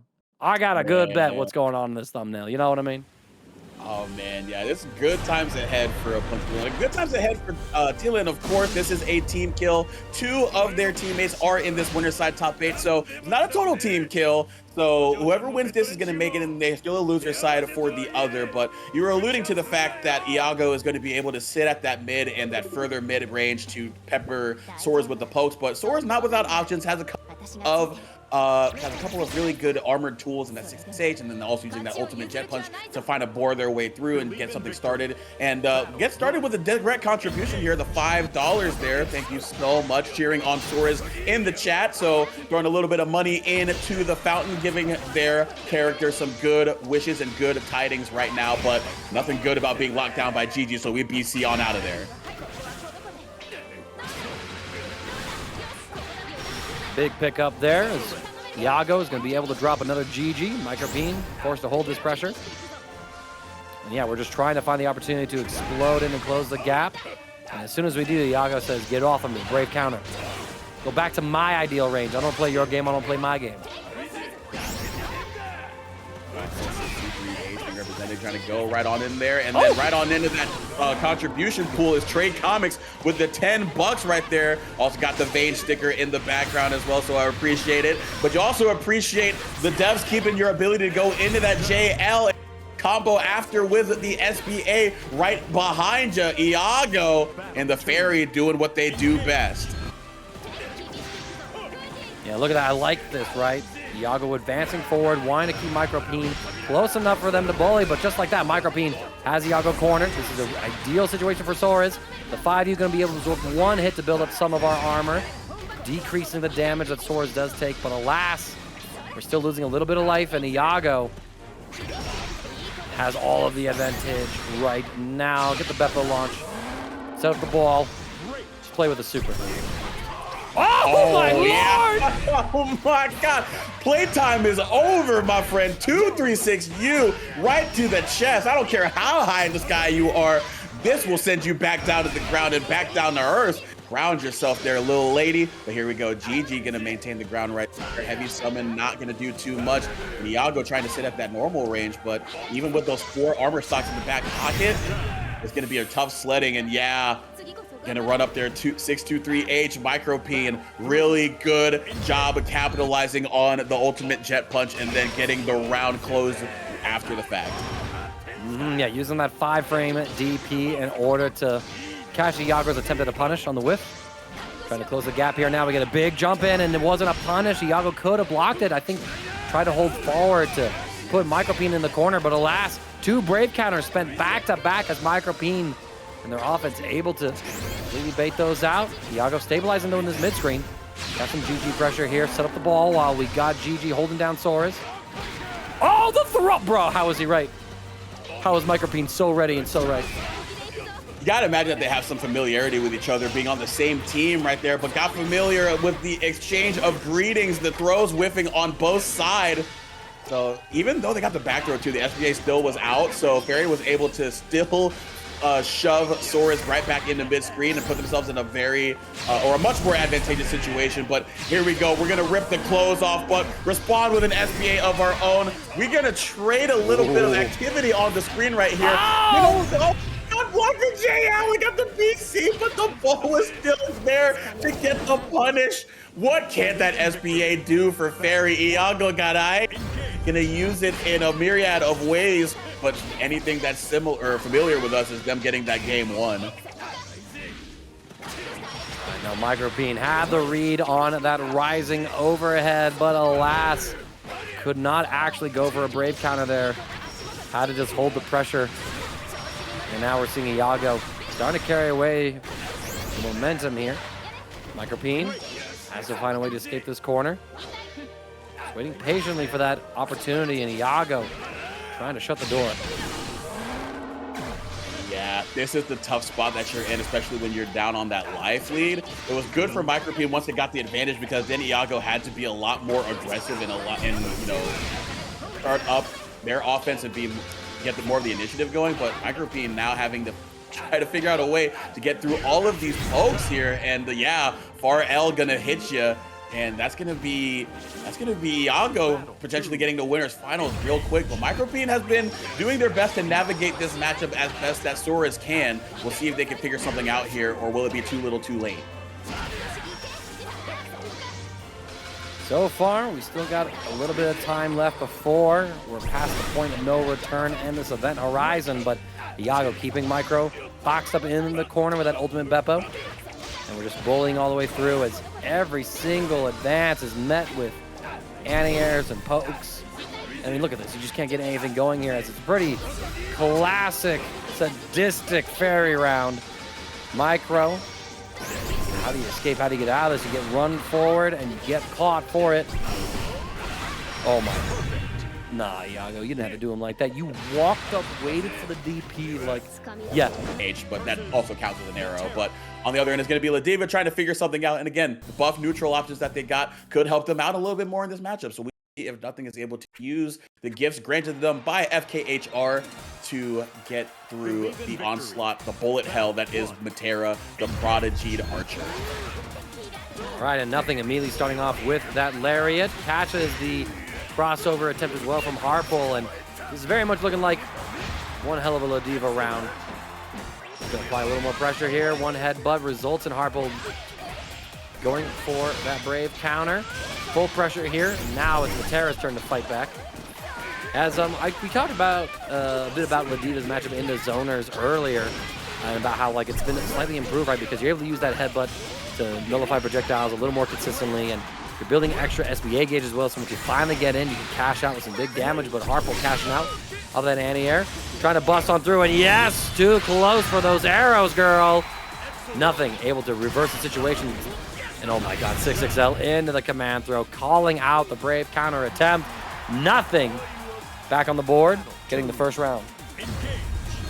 That was a really smart SBA from Nothing as well. Not just beyond just the simple fact that it goes through the projectiles, but knowing that they had the 2 butterflies from the heavy ethereal seal being sent out there. They're saying, hey, they want to activate that, so they need to send out an arrow. So I'm going to make sure to get on through. And we are coming through with a $50 contribution, Gadget Pants. Thank you so much. Inspired by the Ladiva play here.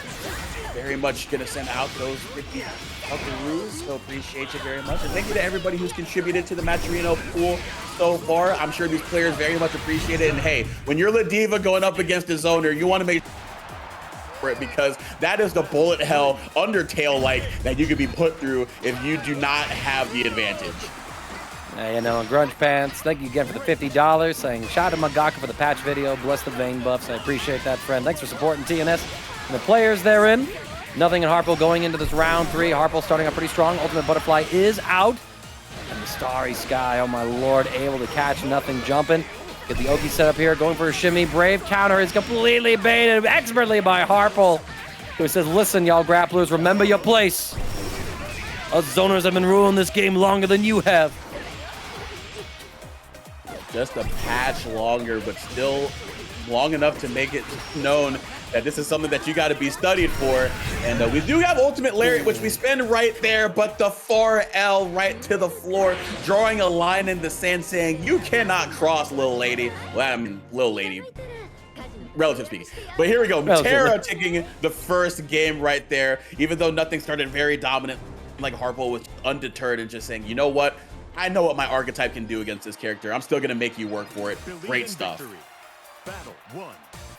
I know, pretty classic gaming right there. Just that 5L stopping the approach. Nothing, not enough life after being put down into chip kill territory to survive that hit. Harple trying to keep Nothing boxed out.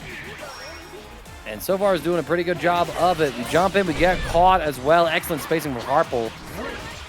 Get the full confirm. Here come the butterflies and all this chip damage onto Nothing's Ladiva. Look at the meter disparity though. Ladiva gets this big jump in. Nothing finds the perfect moment. He's going to be able to get an enormous combo for quite a bit of damage here. Oki set up. Tick throw into the Joe Resort Screwdriver. Get off of me, we say. Harple. 1 break point left. Going to be taking extra 20% damage on any interaction if Nothing's even able to get those hits though. Harple getting Nothing into full screen. Catching the jump. Oh, we go for the overhead, and that's where you got too close. You forgot the dynamics. You can't get close to the grappler. Gotta imagine that they were holding up at the end of that too, anticipating a run-up grab and that's going to be how the 6XL finds you. Nothing being able to use the reversal to reverse fortunes and get the round one in their favor after Harple was doing a really good job with that far H and the arrows. But expertly evading the JRS right there. Gonna go right into the ultimate aerial arrows right there and still being able to snipe nothing and keep them at bay. Butterfly right there, baiting out the BC as well. We still find a way to Avarion out of there and got hit by the ultimate lariat. So this is a really tough spot for a Harple potentially. Does have access to ultimate Great Fall though, so we'll see if they opt to use it, and that's exactly what happens. You made the call on it, and Harple said, good advice. As if they were listening to the stream, nothing. Clashes yet again. Has to wait out the storm. And here we go, Harple. Once again setting up in this situation. But once again, too close as nothing represents that SBA strike to get a game on the board for themselves. We're all tied up here. Who is going to Grands? Is it going to be a war of zoners? Or does nothing have to make the run through for Matera and then Iago's Ferry? God, I don't want to sign up for that, but Ladiva buffs we out here in the year of 2025. Absolutely. You know what you signed up for entering a bracket like this. You know you've got Iago. You know you got Harple waiting for you. So you are definitely not going to be too averse to playing zoners because you already know that that's going to be what you have to prepare for mentally. And it seems like nothing has been really prepared for this matchup already. Had a couple of errant run-ins to arrows, but other than that, finding the right time to get the SBA reversal and getting the ultimate lariat as well, but then we BC to prevent them from getting anything with the guard crush after the fact.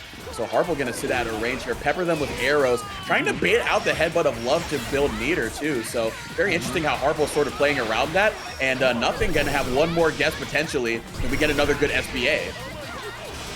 Possibly so, but nothing. Slowly getting chipped down. The lariat does get sniped by the retreating arrow, so Harple up to set point now. Can nothing get the next two rounds to go their way? Starting off really strong here with this Jewel Resort Screwdriver.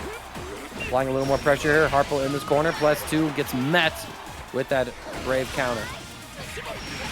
Yeah, in that corner, that's a guessing game that you do not want to play. As soon as that comes on out of there, you want to make sure. And then how about that? Just gonna run up, sweep, gonna get the challenge right into the ultimate Great Fall. So Harple being very, very aggressive on the onset, smelling blood in the water, just saying, hey, I have this advantage. I'm not gonna give you any room to work. As we go right on into the Zephyr, empty jump low, ultimate arrow. Can we set anything up? No, all of our skills are in cooldown, I should say. So nothing, 100 bar to their name. And we're gonna use it on an SBA. And this time sitting at a great spacing and a great timing to counter it this time around. On that. And let's get in to our next match as, Dragalia. We were talking about Narmaya, but alas, it's Sandalafon pulling up for this one. This man had like some behavior improvements in this patch. A lot of people have looked at Sandalafon and said, yo, this guy needs some buffs. Like, you know, he's fun, but he's not really good. You know, it kind of hurts to use his mechanic, yada, yada, yada. But I mean, here we are. Sandalafon making an appearance in top 8. Not sure if Dragalia's been running him all the way through. He's able to now prime up some of his element stuff by releasing inputs now. It's pretty much the only change that he got. Believe in victory. Yeah, a bit of QOL stuff right there. I'm sure welcomed by some of the Sandalafon enjoyers. We'll see if that pans out here. But it's going to be Synn again, doing the old familiar there with the dragon, and then the heavy dragon beam right there, and going to already put Sandalafon into the corner. And you're seeing that both of them are representing these pokes and trying to see who can win the poke war between these two, the far M and the far H of choice. But a choice option in that 236U, getting a whole bunch of dragon meter back. But we go into the fire after we challenge thusly, but Synn still maintaining activity on the defensive end, not letting them get away with it. Yeah, Synn applying some pressure here. We see Dragalia get the Brave counter. Tries to go for a throw bait, but Synn with the patient play, able to react with Skybound Art. Dragalia down to one final Brave point. Text the throw. Arrow, but it's just going to be the 6-6M overhead that hits. Battle 2. Engage. All right. Both sides are trading some attacks right now. It's Dragalia with most of the lead here. Our third member of Tillin as well in this top 8, so plenty of Granblue representation for that organization. Oh, we're representing that 623U as soon as we had access to it. That 50% being spent very well, and spent very well on the other side with the ultimate fireball. It'd be very crucial for them to use the right fireball at the right timing up against the dragon that's being thrown out by Synn and Zooey, which was very crucial in picking up that first win and maintaining any pace control over Sandy, who was going into the fire mode for the fireball to be a little bit quicker. But here we go. Quick damage being done here with the SBA. 0 VPs to Synn's name as well, so any defense is going to have to come in the form of a DP or a reversal super. But right now we're sitting back at a range that we're comfortable throwing out some thunder and some stuff at Sandy. Oh, and we tried, but we got the super skybound arc coming through. It's not the clean hit. So Dragalia, I'm not going to be put into the cinematic. Lock him in this corner. We get counter hit as well. Fighting for our round right here. Oh, and the whiff punish as well coming on through as Synn takes game 1. That's crazy. Good. Oh, go ahead. I'm sorry. No, you're good. I was just going to say, Dragalia bounced back. Looks like we might see that Normaya after all.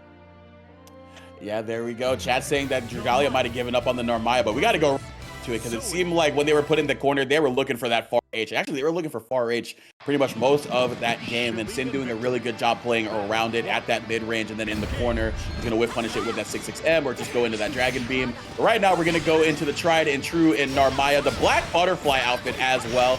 And we will see if they can fly high or if it's going to be the Dragon ruling the skies once again, as Synn has the set advantage here early. Trying to advance here. The dash heavy, though, going to be able to deal with the Setsuna pokes from Dragalia as Synn trying to maintain offense and momentum. Finds the frame trap. Dragalia going to kiss this round 1 goodbye with Narmaya. 236U as well. Didn't even need the full SBA. Synn looking very comfortable. Maybe Dragalia just felt that Synn had the number on the Narmaya, so they wanted to give them a little bit of a change on the mound here with the Sandy, but going right back on to the old reliable fastball. Sometimes if you throw the 100-mile-per-hour seamer, it'll get the job done and catch you swinging, and they caught you swinging there with the counter hit after flip hitting on the other side. So now Dragalia can set the pace here with the health lead and the corner positioning, but well-timed 6XL to fight out of the corner, and a challenge there for Dragalia, so we're right back in a similar situation to where we found ourselves about 10 seconds ago. Dragalia holding this position, but Synn finds the perfect 6XL. Is going to go into the super skybound art, dropping some damage, stripping Dragalia down to their final break point. And jump jab catches a fuzzy mash from Dragalia. This is big for Synn. Last VP spent right there, but we got one more as Zooey, and then we just no escape. Potentially late mash there from Dragalia. That is tragic for them of the Yip Yip, and we're gonna see if they can do something here. So it's gonna be interesting too, because this is our first time we get to see this new Ladiva up against a rushdown character in Yuel. So they're not trying to play that mid-range or that far-away game. They want to be up close and personal. So you're playing into Ladiva's effective range a little bit more than other characters may want to. But again, that is also Yuel's effective range. But effective range is really near your favor when you get Work the Crowd going after the light Jewel Resort Screwdriver. All right. Okay, we start off here. We crouch underneath the Lariat, and so now fredruary gonna be able to get a nice punish. Gabagool, I believe, our last Canadian representative in this top 8. Other than that, it's all USA. This tune really popping off here in chat. I see y'all. All right, Fred, open the Foxfire. Gabagool says, nah, no more of that. Get off of me. What a spot dodge there. They're gonna get the counter hit on the overhead stance as well. Going to the throw, a late tech, so you're gonna be put in a really tough spot. Got to make something happen, but we're waiting for it with the almighty Far M. Good stuff there by Fred, keeping them locked down in the corner once they got the advantage after the great spot dodge on the ultimate period, and keeping up the momentum as well here. This is a tough spot. We were talking about effective ranges, but what they can both make you guess, and neither of them want to be put in that position as well. So here we go. fredruary gonna get the full corner carry as well. Not enough for Super, but still making your presence known. Yep, and Gabagool gonna make the presence of this headbutt known as we get the full launch and combo. fredruary now in the corner, eats the dash heavy at point blank range. Gabagool has the super skybound art available. take him to the ring. Gotta get a 3 count. 3 pats to the mat, not gonna quite get the final tap as well. We get on out of there, but you're being a little bit too patient for your own good there. I got something for you. How about a hug, little lady? Your tail's so fluffy. I just want to cuddle it for a little bit, and that's gonna be round 2 going to Gabagool. All right, fredruary getting scooped yet again here. Gabagool getting offense started off. Oh, they clash, and before Gabagool was able to get the 5L out, could have represented the fact that, you know, with the light Jewel Resort Screwdriver being frame 5, that means that you beat normals. Like, if people choose to mash 5L, you just beat them and grab them.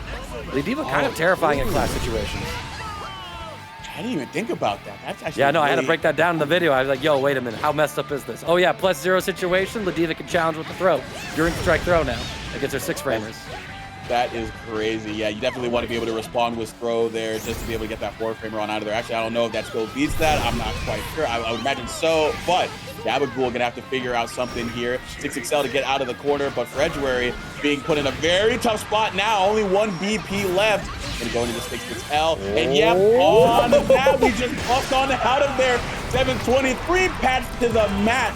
This time the count is gonna be a final one, and we are securing Saturday night main event here.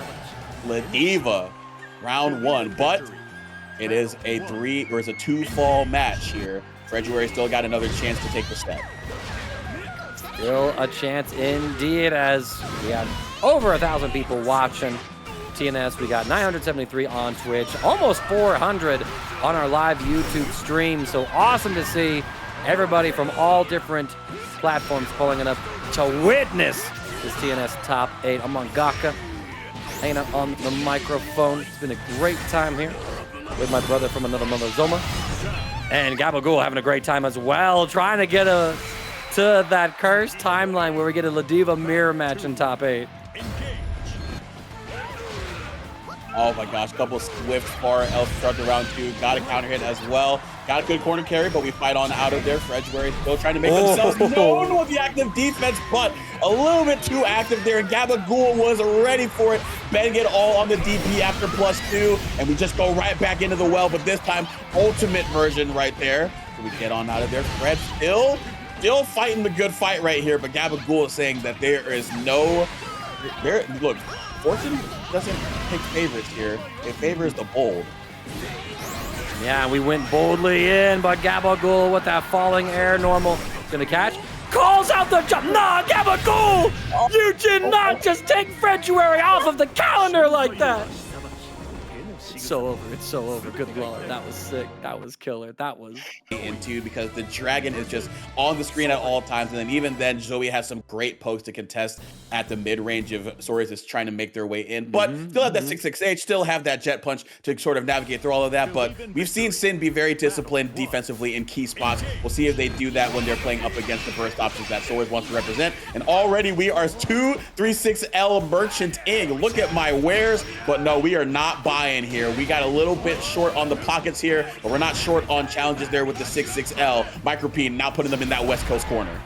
And look at that. We were able to armor through the jump in and then bust out with the ultimate DP. Synn, though, going to maintain some offense here. And a perfectly timed heavy dragon flare to call it the brave counter, but you didn't really get a big corner pickup here. The ultimate skills, though, from Micro, able to get everything started off here. Sexual note. Y'all are coming up with some funny names here. Alternatives to pasta, but you know, it's. I'm assuming I'm pronouncing it right because penne is spelled with 2 N's, y'all. I'm just saying. True, yeah. Can't come for the boy in the comments if he's mispronouncing it, because hey, they might be misspelling it, but we are not mistiming these throw baits right there. The 2-2U lightning, you know, awesome. Gonna be awesome for Synn right there in securing the round. And now we're gonna be up big here, getting the early advantage as well. Micropene was in a similar situation to start out the round. Oh, but good punish on the 623H right there. And we're just gonna use our BC to be aggressive, keeping him in that corner. Hot dodge on the ultimate jet punch, but we still mash after the fact. And we meet the other jet punch with an SPA. So Synn, very good at responding to these lariats from Soriz. Chat's cracking me up. Tidy Tornellini has an oddly spelled name, you say. I'm crying over that name. Synn, though, not crying over the position that they find themselves in. The spot dodge, though, not going to work against ultimate skill. The 5U, we're going to get the armor bust out with that 5-framer. Keeping Synn under duress. Yet again, the armor. And we get the punish as well as Micro takes Synn down in the second round of losers quarterfinal match. Let's see who's going to claim this first game. All roads, though, do lead to Ladiva, so it's going to be a stressful fight regardless. But, I mean, any top 8 these days is stressful, let's be real, y'all. Absolutely. You're definitely stressed out being put in this corner once again. It feels like Synn has gotten the early advantage each time around. And yeah, that's been so good. Recognizing in that same situation, they do like to go into that lariat. So we get the S or the ultimate DP, I should say. And worked out there, but great spot dodge into the back throw. Oh, and throw bait attempt saying, I play Zooey. I know exactly when you want to flash blue and catch my hand in the cookie jar. Oh, and look at this. Relying too much on that armored state, so Synn is going to get some throws down. Catches with the jab, converts in the Super Skybound Dart, takes game 1 in our losers quarterfinal set. Micro is going to have to become even stronger as everything progresses. I need to see a little macro coming out, you know what I mean? Let's take this. Absolutely. Just an excel going right here. We're going to excel with our round start once again. These early advantages are really paying off here for Synn, who's been able to capitalize very effectively. Also, want a quick point of order in chat while we got a little bit of lull in that mid-range action. Somebody said that it is 1N in Spanish. It is not. I'm Puerto Rican. You cannot pull that over on me. Nah, get exposed, y'all. Necesito más estudio por mi español, pero no creo que pene es un palabra de español.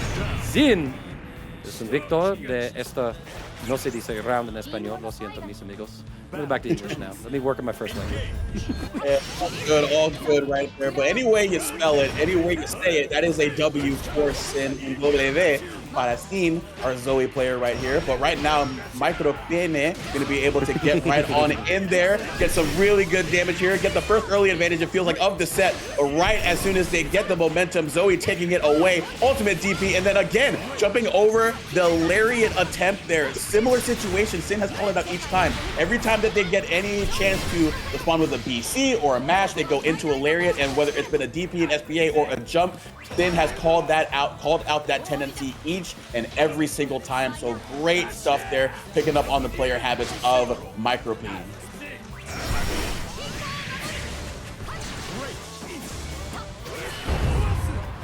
Oh, what a spot dodge as well. Synn closing out the set in style, passing the reaction check and punching their ticket into loser semifinals. I'm like, hold up, she really just like, look at me.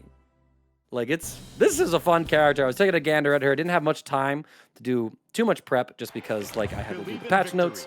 And, well, you know, can't really talk about what's changed with the character that just came into existence here. But Galleon, talk of the town as we get a bit of a grappler war here with a little bit of set play going on. And there's that low into overhead off the seismic once we planted on the ground. And now, here we go. Once again, controlling space. Nothing, just respecting everything. Says, all right, I'm off of the seismic trigger. Yo, check out that 5H, y'all. +0 on block, by the way. That's crazy stuff right there. Crazy stuff. And it's very interesting, too, because once they get that 2-2H out there, we're trying to see how Ladiva plays into it. I know that they got buffed to start up on their lariat, but still, that boulder comes down so quickly that they could catch you trying to go for it. But here we go. Now that you're up close and personal, this is the tough spot that you don't want to be in as Galleon, as she does not have access to a DP outside of the 50%er or the SPA. But here we go. We're going to go into an SPA offensively at the end of the combo. That is going to be Gabba taking it over nothing in the first round here. All right, trying to create some space here, getting in with 6XL Seismic. And we get the scoop as well. It's the follow-up you're able to do here. Trying to control with the will of the earth in this neutral, but nothing closes the gap. Jill Resort Screwdriver for the drop. Wake up with the mash. Oh, what a backdash as well, reading the command throw attempt. 21 frame startup, it's pretty fast. There's the normal throw. Look at that throw, y'all. Savage. Oh, yo, nothing got that anti-air, but oh, we get the whole scoop! Peppering with that far M as well, gonna get the full combo. Here we go. This is going to do a grip of damage. Really good damage on this SBA, I should say. But Ladiva does have high health, so they're going to survive it more. Would. Frame kill with the 6H plus SBA. Very good stuff there. A little bit of early knowledge right there. But yeah, nope. Still understand the character that's across from me. I see her putting her arms out wide. I'm not much one for hugs at this current state. And that is going to be a well-timed backdash into the mash. And that is nothing responding effectively to Gabagool. Can't believe you try to throw Gabagool like that. That's his main character. You find them with nothing. Just keep that in mind. I know you fight this pretty little galleon lady. But listen, she's got a big throw too. The ultimate reversal, gonna be able to check some offense here. Plus frames with that Will of the Earth. And now nothing takes the turn back after that brave counter. A little bit of a stagger opens up Gabagool. Nothing, oh, he spot dodge! Backdash rather. Gonna get the extension right here using that dash heavy, but we drop it. New character problem, still getting everything here. Oh, wait a minute, yeah. Is nothing on? Hold on, we might have the, we're double checking. We might have the names backwards. It could be nothing on. Yeah, I'm assuming that that's Gabagool on the Ladiva because that is their color, and that's gonna be them flashing blue. Good color right there for a reversal up against the. Who is who in this set? But yeah, I'm getting mixed. I'm getting mixed. Y'all Ladiva mains really pulling up. One of y'all's tag is nothing, and we got them down as Gabagool. The other one's tag is everything. Good lord, man. Yeah, names have got to be swapped. We're just double checking real quick. The Ladiva player did win, as opposed to the Galleon player. We're gonna jump back out. But you said nothing was using, or Gabagool was using their color on the everything side. Okay, so everything we said about each individual player, reverse it. Y'all grapplers really did this to the commentators. Y'all found a way to put us commentators into a 50-50. That is diabolical. Look, and if y'all ever seen me play, you know I do not guess right on Grappler. So, like, you can't be doing this to me. Y'all can't be doing this to me in the... See, and then now we get two Ladivas on screen, too. So now we're just like, what are we doing around here? Come on, like, take it easy on me. Take it easy. No, take it easy. Nothing. Thank you for saving the thumbnail by playing Galleon for the one time. And now we get the promised crossing as we have the mirror match. Gabagool versus nothing. Ladivas. 4 days. And Gabagool starting on off. Again, now that light resort screwdriver, or dual resort screwdriver, is 5 frames. It's a potent Abari option for Ladiva to represent. And y'all, get used to this. We're going to see a lot of these pile drivers coming on through, man. It's could be like, damn, man, is this a filler episode? They were just recycling animation over and over again. This Saturday, welcome to the Coliseum. See him as Gabagool and nothing for the throw down. See, we gotta really bring that energy now. Absolutely. I wonder who's booking this. Is this an Adam Pearce match or a Nick Aldis match? We're going to see if it's going to be Raw or some SmackDown action. But right now, it is a Saturday night main event right now because we are getting 2 of the premier representatives of the archetype being shown right there. Boom, the mirror going to be one there. Belt going to be on the chest of the red Ladiva and Gabagool. Can they bring it home? Or if nothing, going to make a really nice turn here. But right now, they're going to turn their head sideways as they got hit by that counter hit 2H. Couldn't get the full confirm off of it with the new, or not the new, but the route from the medium lariat. But here we go. Yeah. Both sides down to a single brave counter. Look at that 5 frame startup on that grab. Check the gaps in the offense. That's Ladiva's best Abari option these days. Nothing. Gonna be looking for the opportunity. Try and snowball away. Gabagool also hits that 100% threshold. Last breakpoint spent, though. Every single hit, every single command throw does an extra 50% damage now on Gabagool's red Ladiva. Nothing. Get an extra 20%. Jumps the command throw as well. Well read, but the reward is basically just taking all of Gabagool's meter. 6XL interrupts. Gabagool interrupting as well. Plus frames. Both sides now down to their final interaction here. Nothing. Gets the hit. Takes it with the headbutts.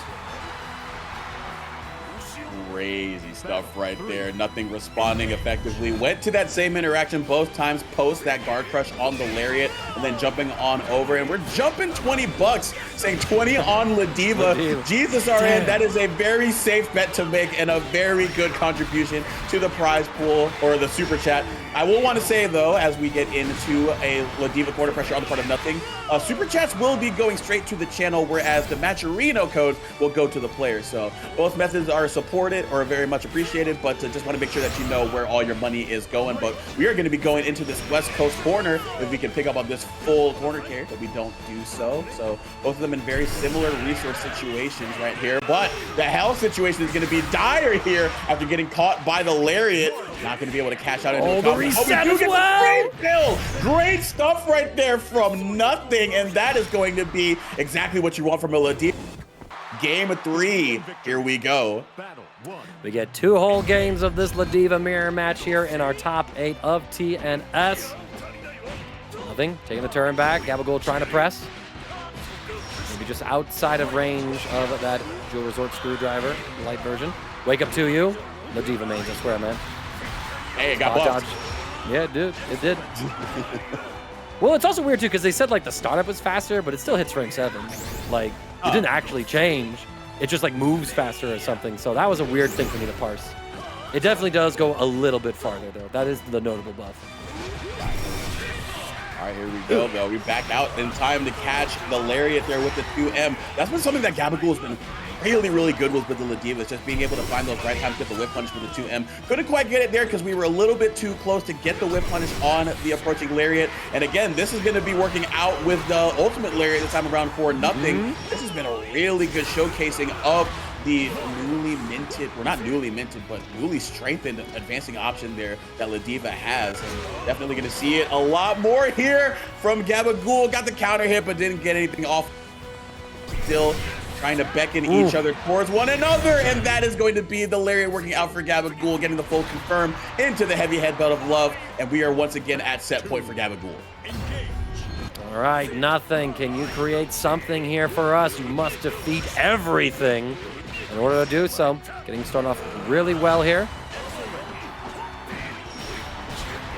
Remind me of a Red song. It's nothing, it's everything. And you know, got the red Gabagool, so. I was gonna say, yeah, that's beautiful. That is beautiful. I'm a little rockhead here, so I'm like, that song's just in my head now. I gotta put on that album. Lovely. Haven't listened to it in a hot minute, but nothing. Not listening to any of Gabagool's defensive options. Takes him down with a perfect welcome out to the Ladiva Brawl Down. It's final round, final game. The Iron Man match going the distance, or Iron Woman, I should say, because these lovely ladies are duking it out like crazy right now. Who's going to be coming home with the title at the end of this? This could be anyone's game right now, but the game is in the favor of nothing right now. Getting the beautiful heavy Jewel Resort screwdriver, going to cancel right in ultimate skill, and now the ultimate skill in the form of a lariat from Gabagool. Now fighting back here, Mangaka. This is going both ways. Both ways, and Gabagool gets the counter hit dash heavy and the counter hit 6XL now. Able to put nothing into the corner. Goes a little jump set. Not able to get the combo to connect. Nothing. Stabilizing the raging strike and chain. Extra 50% damage. Gabagool is eliminated from our top 8 of TNS. And the wrestling match is over. Let's go watch Zoners. It's a battle of the Zoners, the ends and the extremes of the FGC, communicated here in these juxtaposed sets. Harprel on the Matero player 2 side, Iago Garaitz on the Ferry player 1 side. Let's get it on, chat. It's winners final, TNS. We back, baby, with Granblue. Your filthy Granblue versus my pristine zoning. We are going to be seeing the best of both worlds right here. Little Hannah Montana in the speakers right now, but who is going to be speaking the good language here that will be spelling out WIN to get into grand finals winner's side? It is best of 5 territory now, so strap in. We're going to get an extended set of some zoning prowess between Iago on the Ferry, Matera, and Harple. We're going to see who traverses here. It's going to be very interesting to see what each of them are going to do to counteract each other's game plans, trying to sit at that far range. Iago, of course, going to be very much favoring that normal, quicker access to those, rather opposed to getting out those arrows. Takes time to reach into that quiver and pulling out, shoot the arrow, and it only takes one swift strike of the arm to throw out those normals, and you're seeing just how much that works out in the favor of Iago. already being very dominant, including that screen. And RH doing it just perfectly, I should say. A beautiful 236U there, or 214U from Harple. The blue DP coming out there from Iago, and that is going to be a very strong round one for them. All right, pretty classic Iago decision-making there, right? Going into some negative frames, trying to steal the turn back, especially in a situation where it's like, Matera is not going to be able to kill you if your DP is blocked.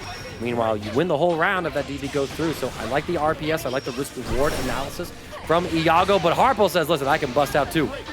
We got zoners with reversals here. What does society come to? But alas, we're going to be fighting tooth and nail here. Iago establishing some control in the mid space. Harpo under a little bit of duress, but nothing too crazy here. Iago down to final Brave counter, so they're taking 20% extra damage on every single interaction that Harpo is able to get going. But sadly, it's all going Iago's way right now for Harpo. We try to slide in. Yo, you were ready for that slide? You were insane for that. Good lord. How about also being ready to throw punish right there because they knew the ball was going to come back around the SBA. So situation, once again, expert stuff there from the Ferry on the part of Iago, but Harpo finding the right time to Zephyron out of there. Challenge go into the Raging Strike, put Ferry without BP, which is huge because she does not have access to any reversals short of 50% meter. Didn't need it though because we were allowed to get back into that 2M range. And like we were saying, that those normals up against those specials, I think Ferry and Iago are very much more comfortable playing that game rather than anybody else on the screen. Right, and Harpo just finally started to get some momentum back, but alas, it was a little too late. Just did not have the life to survive even another normal of Iago's. Iago gonna get the combo started off here, has already gone down to a final Brave point within the first, like, 14 seconds of the match right now. But count on them spending a super in order to regenerate a point. The opportunity comes to him. He's out of Brave points now, taking an extra 50% damage on any hit that Harpo is able to get, but you gotta get the hit in the first place. Iago playing this pretty well so far. Just has Harpo boxed up now, catches him trying to wiggle, drops the confirm, has 100% super gauge. We're trying to go through all kinds of shimmies, but Iago not biting those. Listen, I can't mash Brave counter anymore. I'm out of that resource. You can't bait what isn't there. What might not be there is your health bar at the end of this, but didn't trust the super to kill, so we reset into the heavy butterflies. It's Excel right there. You want to keep Ferry locked down as much as possible. Go into the overhead, put the arrows right on your dome piece, keep up the plus frames, but finally finding the right time when chip was a factor to spend our 50% on the reversal. So Ferry once again being able to navigate through the dangerous waters that were being thrown out by Matera as Harpo was trying to find a way back in there, but Iago answered it very well. But here comes Harpo with the early advantage right there. Double throw bait right there. 2 butterflies on the screen. Got to account for both of them. 2 butterflies, 2 throw baits, and then 1 strong butterfly. And perhaps was one of the strongest ultimate skills in the game, an Ethereal Seal. We pay it the proper respect and then find the right time to BC on out of there. But 1 BP left and not a lot of health to play around with.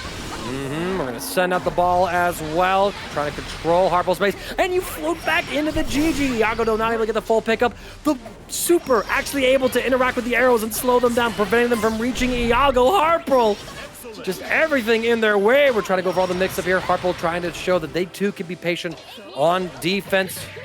Oh, the jump and actually able to catch as Iago wanted to contest the ground space, but Harpo took the skies, as is the Granblue way. And now we're getting into a round 3 here in game number 2. Don't forget, y'all, it is best of 5, so if Iago wins this round, we still got more games to play. Harpo not at death's door just yet when it comes to their winner side life. Oh, but that door is coming up in their future, and the Reaper may be coming to knock it, and her name may be Ferry, because we are in a really good spot here. But as I say that, the back throw to put Harpo in a more advantageous spot, and the Zephyr to keep up the pressure. Oh, a little bit of a input potential just goes into a throw there rather than just an immediate button, but nothing crazy doing over there. Just gonna get the side switch as well with the dash normal. Gonna go up against the wall, not gonna be able to get a full combo kill, and then the GG staying out, ready for your recovery on the dodge, as Iago doing nothing and just waiting for you to get twitchy.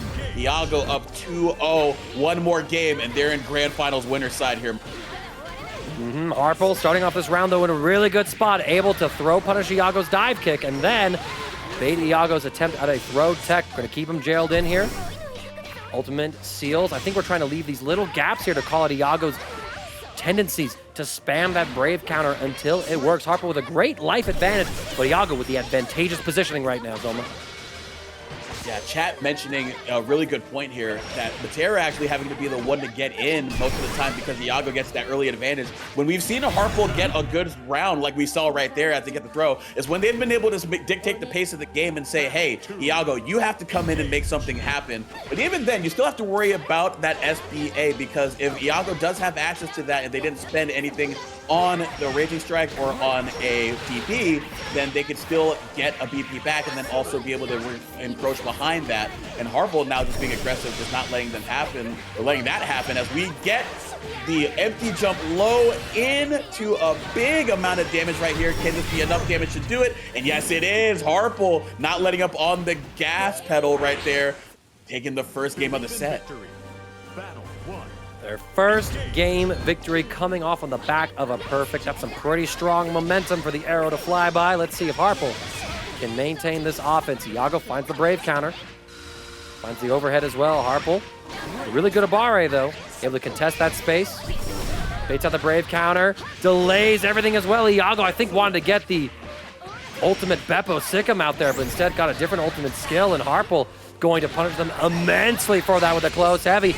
Just has the kill right here because Iago spent so many Brave counter points earlier. 20% extra damage all the way through that combo. Harple in a really good spot now. The double-edged sword of spending your BP on that Brave counter. Yes, you got to do it because Ferry, not one that has the best defense in the world, so you got to make sure you use your resources accordingly so that you can get to a spot where you can dictate the pace of the game. But on the other end, you shorten your lifespan up against Matera and give her the damage that she needs to shorten the round against you and not let you play that game. And this is the game that gets started right here now that they have you in the corner. Heavy GG summon on the hard knockdown, go into that JL. It's still here, ladies and gentlemen. They made sure that they left that in the... Made sure that y'all are aware that Ferry can still do that to you, and they can still send out that SBA as well, catching Matera running up to you, and we are right back to where we started, a health lead with a healthy amount of BP in our back pocket. Iago with the good positioning right there. Harple about to hit that 50% SBA gauge spike. Trying to find the next hit, shoots at the ultimate arrows, just a little too soon. Iago is ready for it. Brave counters again. We go for the throw. Another throw as well. We're doing plenty of chip damage, but Iago able to contest the next run-up with that 5L in that situation. Harple, winner's side life on the line. Iago eyeing that spot in winner's side of Grand Finals.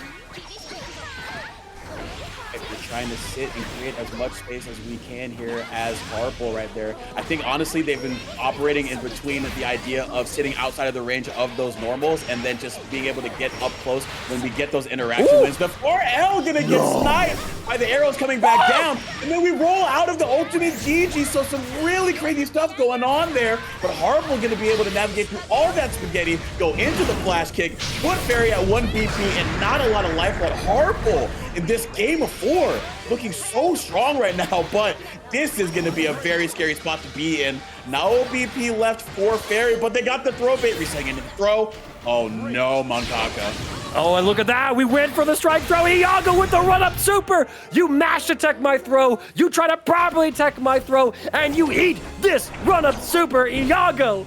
Just a couple of days ago, if not yesterday, I think. Yeah, it was yesterday, Friday, that's right.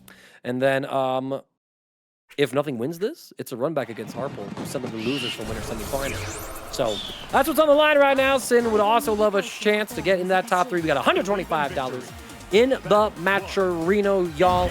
Love to see you keep on going up. If you support any of these players in this top 4, please keep on donating some more money into it. The more money we have in the Matcherino, the more of our top 8 we can pay out. TNS is once again hosting Granblue Fantasy versus Rising. Love to see those numbers get incredibly stacked, just like this top 8. Nothing in Synn. Thrown down right now is nothing. He's biding his time until the time is right. And you're seeing that they're a lot more generous by putting out those dragons and those lightning. Some things that ordinarily have, ordinarily might be a little bit too much startup right there to get called out by the ultimate lariat, but right now it's just sitting out of range where they can do that when they don't have 50% meter. But we spend 50% on our other side with the DP. 6XL connects for nothing. Gonna get the launch onto Synn. This will be pretty good corner carry here. As gonna be flying solo for just a second here, y'all. Quick technical issue. Synn. Oh, yeah, we try to wake up with that command throw. Nothing too crazy for that one, but I expect nothing less. That was kind of accidental, though. Block that DP. Bust on out. Super Skybound Art. 50% extra damage on this sequence here as Zoma is able to return to the Discord. Just in time for the 3 count. Am I coming through okay? I want to make sure that I'm not missing anything. Nah, you ain't. Nah, you ain't. There's nothing taking round 1. It's Aaron. Quick, Zoma's gone. Get me in there. That's crazy. It's crazy. Look, I was only away for 10 seconds, y'all. Come on now. I couldn't have been that bad that y'all wanted 10 seconds without me. I couldn't have been that bad. Come on now. But things are looking bad right now for nothing as Synn just runs up right there, getting the 2L to catch the counter hit. And here we go. Just going to get the safe jump as well. It's time to get the game going here. We're going to have to find a way to get on out of there as Ladiva. Haven't seen any ultimate headbutts come out, really, but it's just because Synn is sitting at a range where it's not going to be as effective. All right, but here we go. Synn able to take momentum back, secure this round real quick. Now we are back in loser semifinals, so we are back into best of 3 territory. So 5 of these players needs to only win 2 games in order to advance on to losers final, where we once again return to the best of 5 format. Nothing. It's a really good start here. Synn's boxed up in this corner. We got the strike throw pressure right here. Synn trying to jump, predicting the command throw, and that close, heavy. It's going to lead to some heavy damage here. Nothing. Just pretty much one more mix away from securing this round. Oh! Weak. Probably caught them holding up right there because they got hit on the normal after the 6-6L, and that's going to be nothing, like you were saying. That strike throw mix potent right there. So that is nothing taking that game. And that was the second game, right? First game. Okay, yeah, I cut out for 10 seconds and I just literally lost track of everything. Yeah. I mean, listen, if it was Marvel, you cut out for 10 seconds, you missed the whole set. Granblue, you kind of suck. Ooh, yeah, that can be over as soon as you hit the character select screen and you're just like, oh man, Zero may cry again. Here we go, ultimate headbutt. You're saying we didn't really see much representation for it. The move did get a little bit of reworking, kind of operates more like a proper reversal for Ladiva now, as opposed to like a cheeky little attempt at an unblockable. It was more of a knowledge and reaction check than anything. So I do like that change overall for the move. Synn gonna like his odds here as he's able to get started with the Super Skybound Art, get cooking here. Approaching nothing. Set up the Wyvern. Aggressive with these 6-6Ls right there. Again, trying to close out the round, not give nothing a chance to breathe. And yeah, like I was saying, the ultimate headbutt, I understand why they didn't really go for it up until Zooey was up close and personal, because other than that one time where it worked out for them, Synn has been structuring their offense like we see most Zoeys do at that far M and that far H range into the Dragon. So nothing, again, showing why that is a tough reversal to go for in that situation, because it got whiff punished, and that was the end of the round. And we're going to get a similar situation right here as Synn is being very good with these dragon skills, trying to stop Ladiva from doing anything, but you can only stop her for so long before she gets up in your face and gets the hurt put on you. Spot dodging, looking for nothing to go for some sort of defensive play. The low is gonna catch as well. We get the ultimate lariat confirm. Nothing with the air scoops. Jump in, jab, perfectly timed DP, calling out the strike or the throw. And now Synn with the advantageous positioning, putting nothing into the corner. We get the 6-6L starter. We'll be building up quite a lot of meter. Nothing at 100% Skybound gauge. Synn gonna invest 50% for the ultimate fireball. Nothing once again called by the 6-6L. Synn, I think, needs one more interaction in order to secure victory here and take us to a game 3.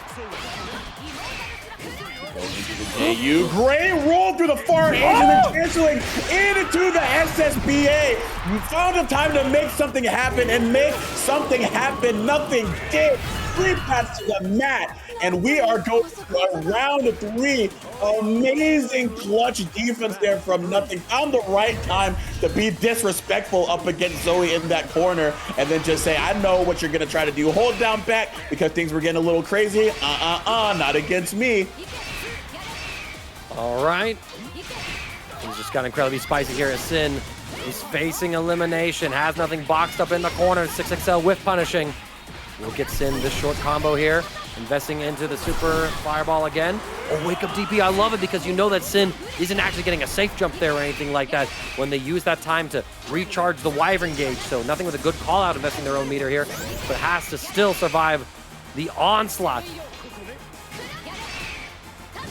Trying to vary our timing, so trying to catch any rollout attempt from nothing and get a punish on the other end. Despite not being able to do SBA, that will shorten the round for them effectively. But an SBA reaction once again. We saw Synn do that so well against Micropene and Soriz, and another lariat coming from Ladiva. Feels like they've seen that page in the book a few times, just putting it back on the shelf, just saying, this is a story that I am quite familiar with, and I am writing my story right here, and it's going to be me going into losers finals if I can get a game 3 after taking that game 2 to even things out up against Ladiva. And we're looking like we're in a really good spot to do it now with the counter hit far H into the medium dragon. And it'll probably reset to 236U, build back some of the gauge, and go into the safe jump here. And the 2M once again locking down Ladiva. And I believe we're going to cancel into the SBA. Keep it simple, keep it stupid, but everything smart here from Synn as we are at set point.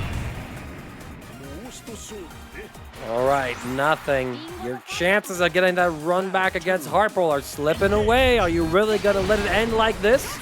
Let all these zoners come out to rule this top 3 on your patch when your Ladiva got buffed? Is that what you're made of? No, nothing. You're better than that.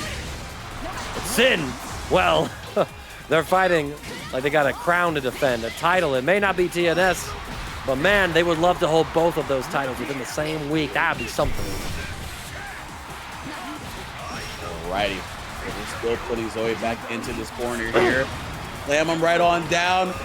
Oh, fake the cross chop and then going into the heavy jewel with her screwdriver. So some very tricky stuff there visually for nothing. Gave Synn something to look at that they hadn't shown in the set previously. Oh, but we whip punish the 2U with the 6-6L. Synn doing a really great job with this spacing. This won't be enough to kill, but you take this reward immensely, putting them at 1 BP and way less health than they had previously. And though, gonna have to figure something out though up against the lariat, and we found our way in. Advancing beyond the Granblue we were just a round ago. Deeper and deeper into this bracket, nothing. I would love to see this continue on, but let's see what Synn has in store for us. 6XL gets the opening for nothing. Gotta get the combo launch here. As well, putting Synn right into this corner. Another scoop! And we're gonna be able to get the buff as well. Work that crowd, girl! The mask is up! Whoa! Brave counter, leaving the situation. Jewelry Resort Screwdriver just barely whiffing. Synn trying to find the next opening here. Nothing. Being patient. Finds the perfect moment to jab out with the 6-framer. That's crazy stuff right there. Going to be able to go into the slam.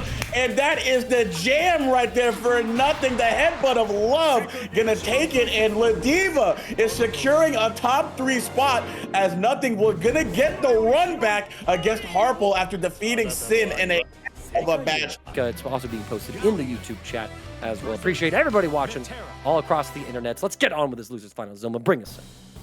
Yeah, absolutely. I am so glad to see Galleon back on the game right here. Nothing going to bring her back out. We saw them poke their head out for game 1 up against Gabagool earlier, but this time they're going to bring it out up against Matera. I believe that now that they're in a best of 5 territory, once again in losers finals, as we get sniped by the 1H there from Matera.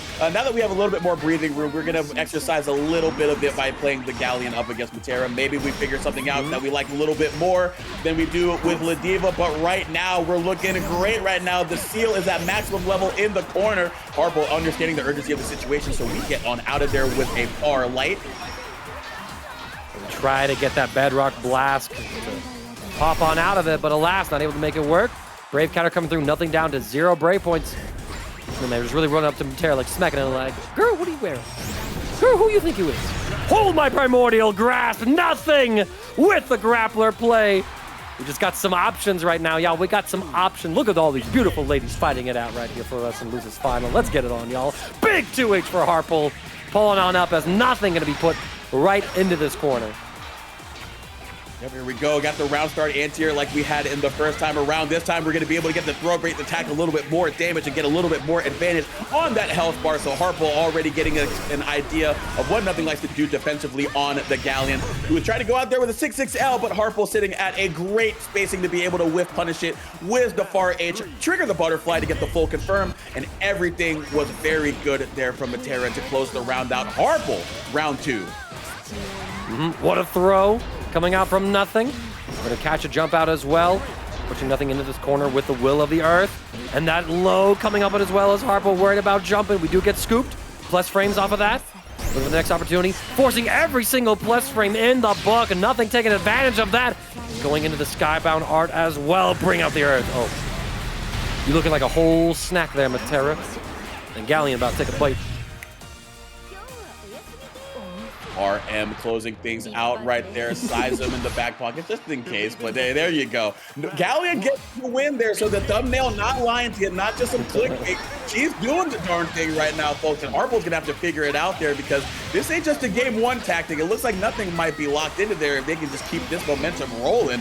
But Harpo now trying to get that early advantage once again. 2-3 or 2-1 for you, keeping them locked in the corner. And yeah, this is the tough part though. As good as nothing has been offensively and a little bit in neutral, the defensive end is just very tough for Galleon to navigate, especially when you're sitting at awkward ranges up against Matera, who has a very a myriad of ways to represent that corner offense to keep you guessing and at different spaces. So that's how Harpo's going to be able to take that first round, and looking like they can do it again here. Another round start counter hit anti-air. Going for the throw shimmies, nothing not biting. Oh, finally does. Everyone cracks eventually as Harpo just says, I'm gonna keep doing it. The crazy thing is this mix has no mix. Oh, we do get a little bit of a mix-up from the network though. Hopefully it's not a crash. As Harpo is, you know, in position to take this round. It would be a shame if something happened here, so. Yeah, that'd be... No, please not like this. Okay, we good? Okay, a little bit of a spectator disconnect. On our end. Yeah. Okay, oh, nothing fighting back? Hold up a minute. Oh! Ain't no shot. Ain't no shot! Oh, baby! Rip him up! Into the heavens! My goodness gracious! Still on the offense here. Primordial Grass, nothing! Are you kidding me? Smacked Harpo in that situation? And we had to watch it in fast forward? I'm mad as hell. I am so damn mad. We still in fast forward. Oh my god. Yeah, the action is now returning to normal speed, so we're back up to speed with what's going on here. But my goodness, yeah, chat reacting to the damage on both of those grabs. Yeah, our girl does damage now. If you're an SNK enjoyer, you're just like, yeah, no, we've been down these streets before, and this is a little bit of something that we've become familiar with. But you've been familiar with this West Coast corner, haven't you, Galleon? It seems like Harpo has put you there a numerous amount of times right there, and now having H butterflies right in your face. Are we gonna go for another throw bait? Nope, just gonna go for the good old far L pressure sequence. Nice. And then the 6-6 L to catch you after you got caught mashing on my far L. So Harpo answering beautifully there in game 2. Yep, nothing gonna ride this out with the Galleon for just one more game here at the very least. It's been working out pretty well for him. I mean, he had an amazing comeback there, able to do so much damage because he took Harpo down to that 0 Brave counter territory. So 50% extra damage on all of Galleon's moves. Trying to set up a little bit of our traps right now, but Harpo got something else to say about it, putting nothing into the corner. Oh, and we throw the rocket in as well. That's what happens when you whip that one. And yo, it's a muddy embrace because it's dirty up in there. Now, set up the rock. Will of the Earth pushing Harpo onto the trap here. Perfectly timed Brave counters. I think nothing tried to go for a Raging Strike. Oh, but the 6XL! We tried to call him out. Rumble stayed on the 236Q as well. Great pickup there. Dash H. We've got those two. Got the reset. Oh, but unfortunately, a little bit tough on the timing on the back special command grab. We still get the plus frames from the 236H. Slowly pushing them into that seal. And yeah, exactly. That's the second time that we've seen them get pushed into them. Oh, but here comes the rock. Oh, and we tried to bust out with something there, but the projectile's able to interrupt nothing. Trying to fight his way out of that situation to prevent a chip kill. He dies fighting. But Harpo gets another big 2H here. Should take nothing right into this corner. Right, heavy butterflies right in your face once again. Not going to go for any more throw base here again. The vanilla has been working out there. Then we just run up into the 236U. Really good stuff there. That is a Matera special. I feel like I've seen a bunch of people, Neko, Senpai, and now Harple all use that because you're thinking about so many other things. Not just running up and hitting you, but that's what Galleon's going to do right now. All right, getting the launch right here. Harple holding up yet again. We got the dash heavy combos. Nothing gonna get the wall bounce with the Will of the Earth. Another dash heavy. Couple of jabs here, just keeping Harple down. Checking for any jumps with that Seismic 5U, but Harple is gonna check nothing out of this round with the 5L Raging Strike and Chain sequence. Now the question is, nothing. Do you ride this out with Galleon, or do you go over to your tried and true main Ladiva? Definitely thinking about it. We're sitting on this screen for a little bit of time just saying, you know what, Ladiva was what got put into this loser side of things. Galleon's giving me a chance, and yeah, I'm gonna stick through. And again, folks, if they win this game, they're locked into game 5 with Galleon. So this could potentially be the last we've seen of Ladiva to this point. But Harple is just gonna be all eyes on Matera currently, as we just absolutely keep up the offense on nothing. We finally blocked the overhead, get a punish as well, but couldn't quite get too much after that. Not quite ready for the full punish combo, but Harple ready for the combo to seal things in game 4, round 1, and put them at set point. This has been a set of women's rights, grappling, and wrongs zoning, to quote or paraphrase it, Shatter earlier. That was one of my favorite bars. I had to squeeze it in. And now Harple trying to bring the wrongs to the forefront of everybody's minds here. Nothing. Can you defend? Let's go. We find the 5L mash in that situation. Nothing. To be able to put Harple onto the rocket. Look at that. Immediately wake up. Oh, the brave counter bait as well. The jump in, gonna get caught by the 2 heavy. Harple not enough to kill just yet. Nothing. You get one more chance. Harple gonna optimize his combo. It's gonna be strike throw. Guess for game. The seals are on. The DP is baited. Galleon defeated. Matera says, honey, you ain't ready for my stage. That's great. 2, I hate Mondays. It's grand finals time. Zoma, introduce the people to their champions. Of course, we don't need any introduction for either of them, but this is a run back of winners finals, but they've gotten through a whole lot of stuff to get here, so might as well do them justice. Of course, winner's side, we've got Iago Garaitz on the Ferry, aka Wacky Pie, but all serious business with this character. And on the other end, Harple and the Matera got sent down to losers finals, but said, hey, I want a second date with you, lady. I know that I can give you a run for your money, and by golly, I'm gonna do it. So we will see if Harple can make some magic happen, reset the bracket and take the throne, or will Iago Garaitz make a repeat of winners finals? But here we go. There's only one way to find out. We play the game. We can theorize. We can hypothesize. But it's about time we duke it out. Zoner on zoner action, TNS Grand Finals. Starting off early again. That early brave counter from Iago, putting Harple into the corner. We're trying to establish some of our ranges here. Advancing in, using that 2U. Saying, yo, come here. Catch the backdash, though. It's a good spot. Oh, what an evade forward, though, but Harple still able to get the hit. Short little combo here. Bring out the ultimate ethereal seal. Let it sit. Yep, there you go, that PC, and you're going to see that come out from Ferry a lot on the part of Iago. That is something that they've gone to a lot, and also gets the refund on it as well with the SBA coming out. And how about Butters was coming in with another $20 contribution for the 2 zoners on screen to get us to 145 in the Matcherino. Oh, but that's an unfortunate falling arrow. That's gonna get caught on the other side. Iago gonna punish accordingly, get the combo limit out. One more guess, we block low, respond to the 2L effectively, and Harple got a little bit of life left with a 0 BP Ferry that they can deal with. Right, and now Harple trying to close the gap right here. Butterswiss, thank you again for that donation. Have the comment on it as well. Definitely favoring Matera, because that's all they said. But let's see if Harple is going to be able to take that fan support and do a little something with it. Oh, we find the arrows, ultimate style, catching the start of Iago's normal. Harple, the early round 1 win. Let's see if they can keep that momentum up. I'm telling you, a couple of pennies in that wishing well can go a long way. It really gave Matera that buff they needed to close the round up against a Ferry that was devoid of resources. And like you were mentioning before we started the set, yes, it's very crucial to be able to get those BP off of Ferry despite being able to refund with the SPA, because then you can shorten the round up against the character that thrives up against you on the range that you're yourself are trying to play at. So you need those interactions to count, and now you get the hard knockdown. Jump on over the ultimate Beppo, and yep, here we go. We can get our game plan started, Mangaka. Yep, and Harple able to cause Iago to spend 3 ultimate skills in Vane. Beautiful callouts on the ultimate Beppos. Not sure what the third one was, because we did get hit out of the start. Baits out the Brave counter as well. Finally, Harple not keeping things as airtight as maybe sometimes we're inclined to, because Iago loves to prey on that tight pressure to use those Brave counters. We try to go for a swing. We check him though with the poke. Trying to find it. Seals up. Spot dodge the ultimate. Starts walking Iago into the corner. We get the seal. Pressure. Blocking the overhead. And the trade as well. Beautifully done by Harple, who has definitely done some thinking about their loss in Winner's Final and trying to carry on this momentum. Rakim with the $50 in the Matcherino. Thank you so much. $160, y'all. TNS is hosting Granblue again. Can we get this prize pool bonus up to $200 the Matcherino? I want to see $200 square. Who wants to get us there? Pull it up! Exclamation point. Matcherino, y'all.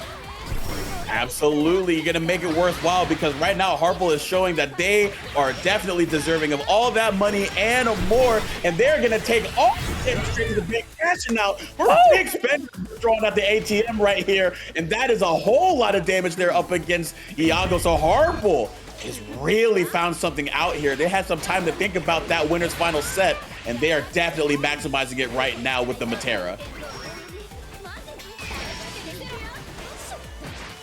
Right, the empty throw as well. Loving the representation. And there it is. As soon as we go for the throw, we go for the shimmy with the delayed aerial EX. Ultimate Beppo Sikkim as Iago is trying to alternate the defensive options. Wants to hold on to the raging strike opportunities with the Brave counters. Speak of the devil, it shall appear. Instead of the GG. Immediate overhead with the jump. Good stuff. Now Harp has to defend. Defends beautifully within a bar, right? Catching Iago before we were able to get the throw or the meaty in time. And Harple 2-0 in this grand final set. Are we about to get a reset?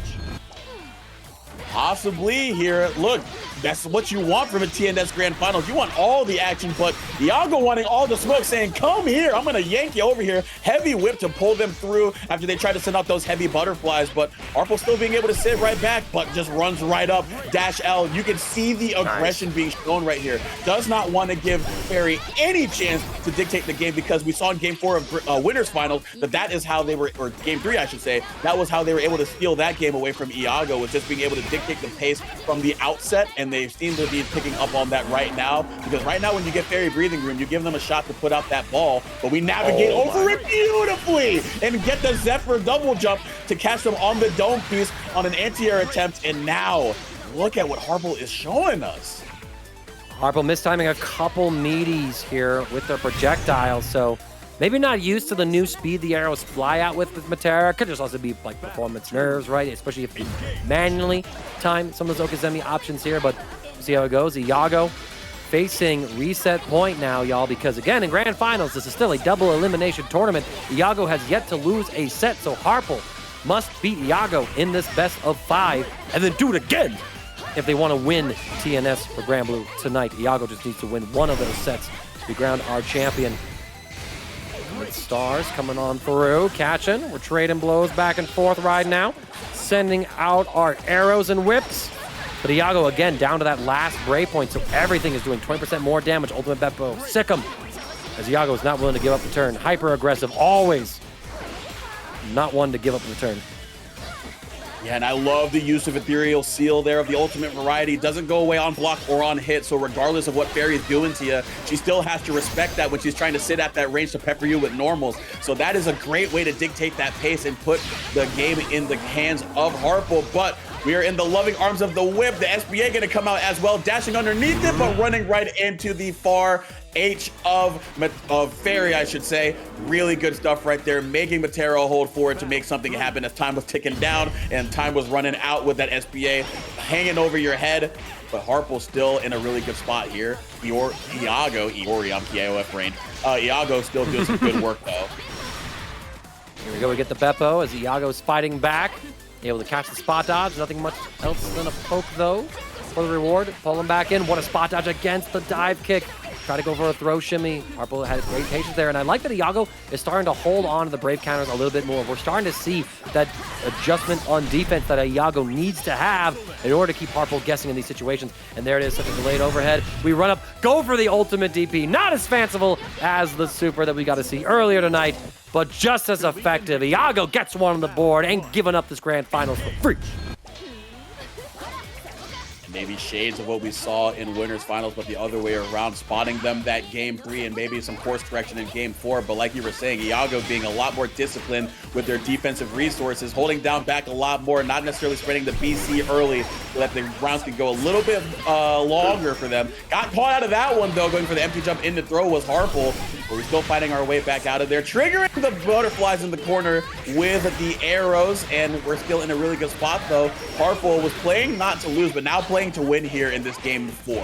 What a jump over, but we didn't get to confirm. Iago with one last fighting chance as Harpo dropped a round winning confirm, has to hold this pressure. Nothing too crazy coming out of it, just content to hold low. Sitting out these starry skies as well, trying to find our next winning hit. Iago though with beautiful spot dodges. I love the double jump movement from Harpo, baiting out these Beppos. Spot dodge, both of them doing it. Whoa, I got a little wacky for the pie, if you will. Now Harpo, reset point yet again. Can you secure it? Yeah, that was some really crazy stuff towards the end, and I get it. It was a very high-pressure situation. You were teetering on the brink of death there, so you're trying to get any spot dodge that you can to get out of anything Terra's trying to do to swing at you. But we're trying to get out of harm's way of the GG, but nothing doing. We fall right back into our friend on the ground, and Iago keeping up all of this great pressure in the corner. Gonna cash out with an SBA combo. Don't know if this is gonna be quite enough to do it, but still in a very precarious spot here. Potential guess for game situation here. Nice block on that overhead. GG keeps Iago at advantage, so Harpo still has to find the way out. Ultimate Starry Sky not gonna be able to reach. We get the jump in into an empty throw. Harpo now use that Eno-like mix. We're able to bait out one Brave counter. There's a second one now, but alas, the momentum came a little too late. You did not have enough health to get caught at all. Iago bringing the battle of the ladies in front of the big lady in the background. Shouts out to her. Maybe we see her at playable in the future. Don't know. If you want that, play some reeling. But right now, we're playing some versus action. We're playing some zoning action right now, but we're getting up close and personal in this corner instead. But we're already getting 2 BP out of the way of Ferry. This might be another way that we're doing it. Instead of having that up close pressure to bait a BC out, just spend the Raging Strike to get them to respond because they haven't been able to evade them at all yet. Starry Sky low is going to be able to get close enough. The great fall keeps Iago in this corner. Ethereal seal in place. Running the offense, Iago's only defensive resource now is Ultimate Beppo. Harpo keeping up the offense. Iago can't make a single mistake. We get the side swap, spot dodge, looking for anything. But Harpo, a professional, waits until the guaranteed moment, sees that dive kick come through before they activate that defensive resource. And there it is, the chip damage kill. Ladies and gentlemen of TNS, welcome to your grand finals reset.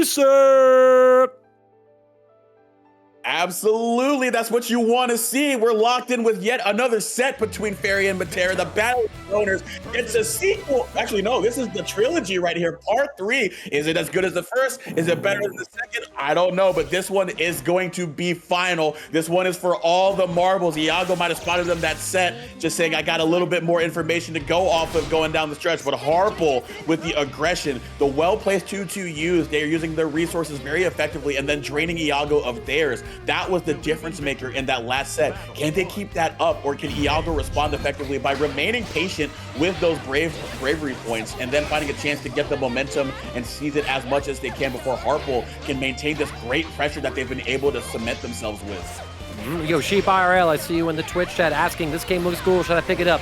If you think it looks cool, you definitely need to try it on out. I believe it's still on a 61% discount on Steam. If you play on PC, you can check out other deals on whatever console you like to play on. But also, be sure to check out the free version first, right? If you want to give it a try, see what you think. There is a free version that has a rotating cast of free-to-play characters each and every week. So check it on out. Join us here in Granblue Fantasy vs. Rising. Join Harpool in victory as we take round 1 convincingly over Iago. Yep, and one of the characters in that free rotation is currently the one you see on the left, thanks to Monarch placing third at Combo Breaker. So give her a try, because Harple's showing you that she can make it work in a very strong way as they take a very strong round one here. Trying to get out the butterfly as well. Didn't have access to 50%, so it couldn't be of the ultimate variety. So Iago was a lot more keen to snipe that out with the Genspens and then try to get the punish on the aerial Matera, but nothing doing here. Got the heavy Genspens though, can cash out. And that is going to be the ultimate against best ender right there. Great stuff there from Iago. Full convergence, optimizing the combos that they needed to secure the round in short order. I love it. This is what I want to see in a grand finals reset. Back and forth, both sides taking themselves to the utmost limit. Harple, it's a big conversion here, using that ethereal seal. Sets up the ultimate one right here. Fades back, looking for that Brave counter. There it comes, Iago timing it well. Harple misspacing theirs. And oh, the rising overhead, not able to reach. Oh my lord, the trade going Harple's ways to get a full pickup right here. Good tech on the throw. Iago with an excellent defense. But your life running pretty low here. Oh, you tech there. Alas, Harple finds the 2M and secures game one of the reset. Iago, are you about to let this slip away? I keep eating the dead pony and selling the parts for glue, but it really has been the early advantages here when Harple's able to dictate that pace of the game. They're a lot more aggressive in sending out those butterflies or just getting up in the face of Ferry early, whatever it takes, so she cannot sit at that range. And in those round one and round three of that first game, and especially in that first set, that has been really what has worked out for them, and it's working out even more right here because they had them in the corner, got them to spend a BC, and now they have to get something going here with this SBA. A good tool to do so, but we also got Ethereal Seal in the back. Turn them off real quick. Get the 2M, the shimmy, as well as Iago. We've seen them manually throw tech in a couple of those previous interactions. The side swap puts Harple in the corner. That could be a death sentence here. As Ferry, she may be a zoner, but she is also quite the set play character. Harple, though, able to defend against the GG and the throw. Sending out the Starry Skies. Iago keeps him boxed in the corner. Sniped on startup, pull him in. Walking just outside of range at the trip kill sequence. Iago has to dodge every single projectile. That is a tough ask, especially when you're sending out GG up to the skies to patrol there, but on the ground, an arrow was waiting for you, and that is a punish that is going to be winning the game there for Harple. Just gonna slide on in there, get the heavy butterflies in the face, not quite ready to punish it on whiff, were we, Iago? That is unfortunate, though, because you're letting Harple run away with it again. This is exactly what you need, and you got them to spend the BC and bait it at the same time. Harple, everything looking so good for them right now. Oh, with the throw, but Harple doesn't go for the handshake. They can catch Iago with the sweep, wake up ultimate Beppo. Both sides down to a single Brave point, extra 20% damage on all their combos. Iago spends the last point, any hit from Matera is going to lead to death, but Iago is the one who finds the initial hit here in this stressful situation. You might see the elusive Super Skybound art from Ferry, actually. Go ahead. Oh, I was going to say 3% more until they can go for an SBA, but just spend 50% on that Genspest. And yeah, Harple going to snipe them once again with an arrow from a distance. This Matera is cooking right now, and they are looking to fry it up with Crisco, serving on a platter and on a victory plate. 3-0 potentially here as we're on the last game here for Iago if they cannot reverse fortunes. What a turnaround from Harple in this set. Following Iago in the winner's final set, taking the grand finals 3-1, has a 2-0 lead right here. Oh, but there it is. We get the punish counter. I'm not sure what Harple was able to press in that moment, but Iago punished it. We'll go ahead and get the offense right here. We're up for the throw. Iago has Harple boxed in. Super Skybound art is available for Harple. We're going to send it here. Not cinematic, so a little bit of damage. Iago retaliating in kind with the Skybound art, catching Harple running forward. You're now in the blender. Brave counter gets us off of the situation. Run up RL, gonna force the BC out from Iago. Only down to one, so the round can get a little shorter here. We can get a clean hit. Oh, but catching the Zephyr on the other side. The hind legs of Beppo gonna catch them. Close H anti-airing. I thought I'd never see the day. Oh man, I mean, Iago really just became Goku right there, fighting hit like, I can see through your time stop. Ugh, turn around. There he is. That's crazy, Iago. You're gonna need a lot more clutch plays like that in order to secure victory in this grand finals reset. Starting off really well here, just pushing Harple into the player 1 corner. We wait out the throw bait. Nice check on the Zephyr. Nice.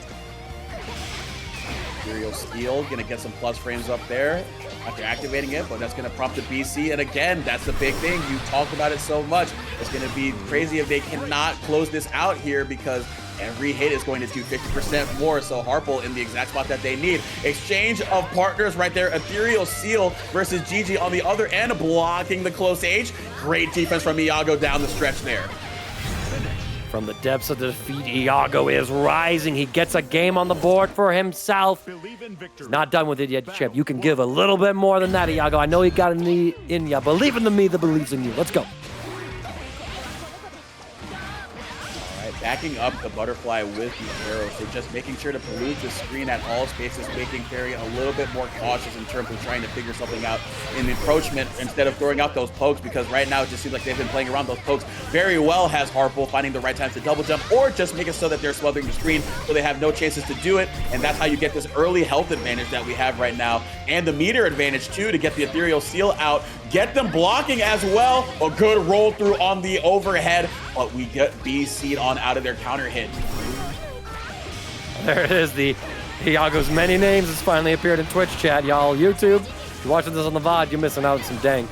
But here we go. Iago trying to get close in. The spot dodge gets caught by the great fall, and Iago about to fall out of the winner's side of bracket and out of it completely if Harple is able to secure one more round.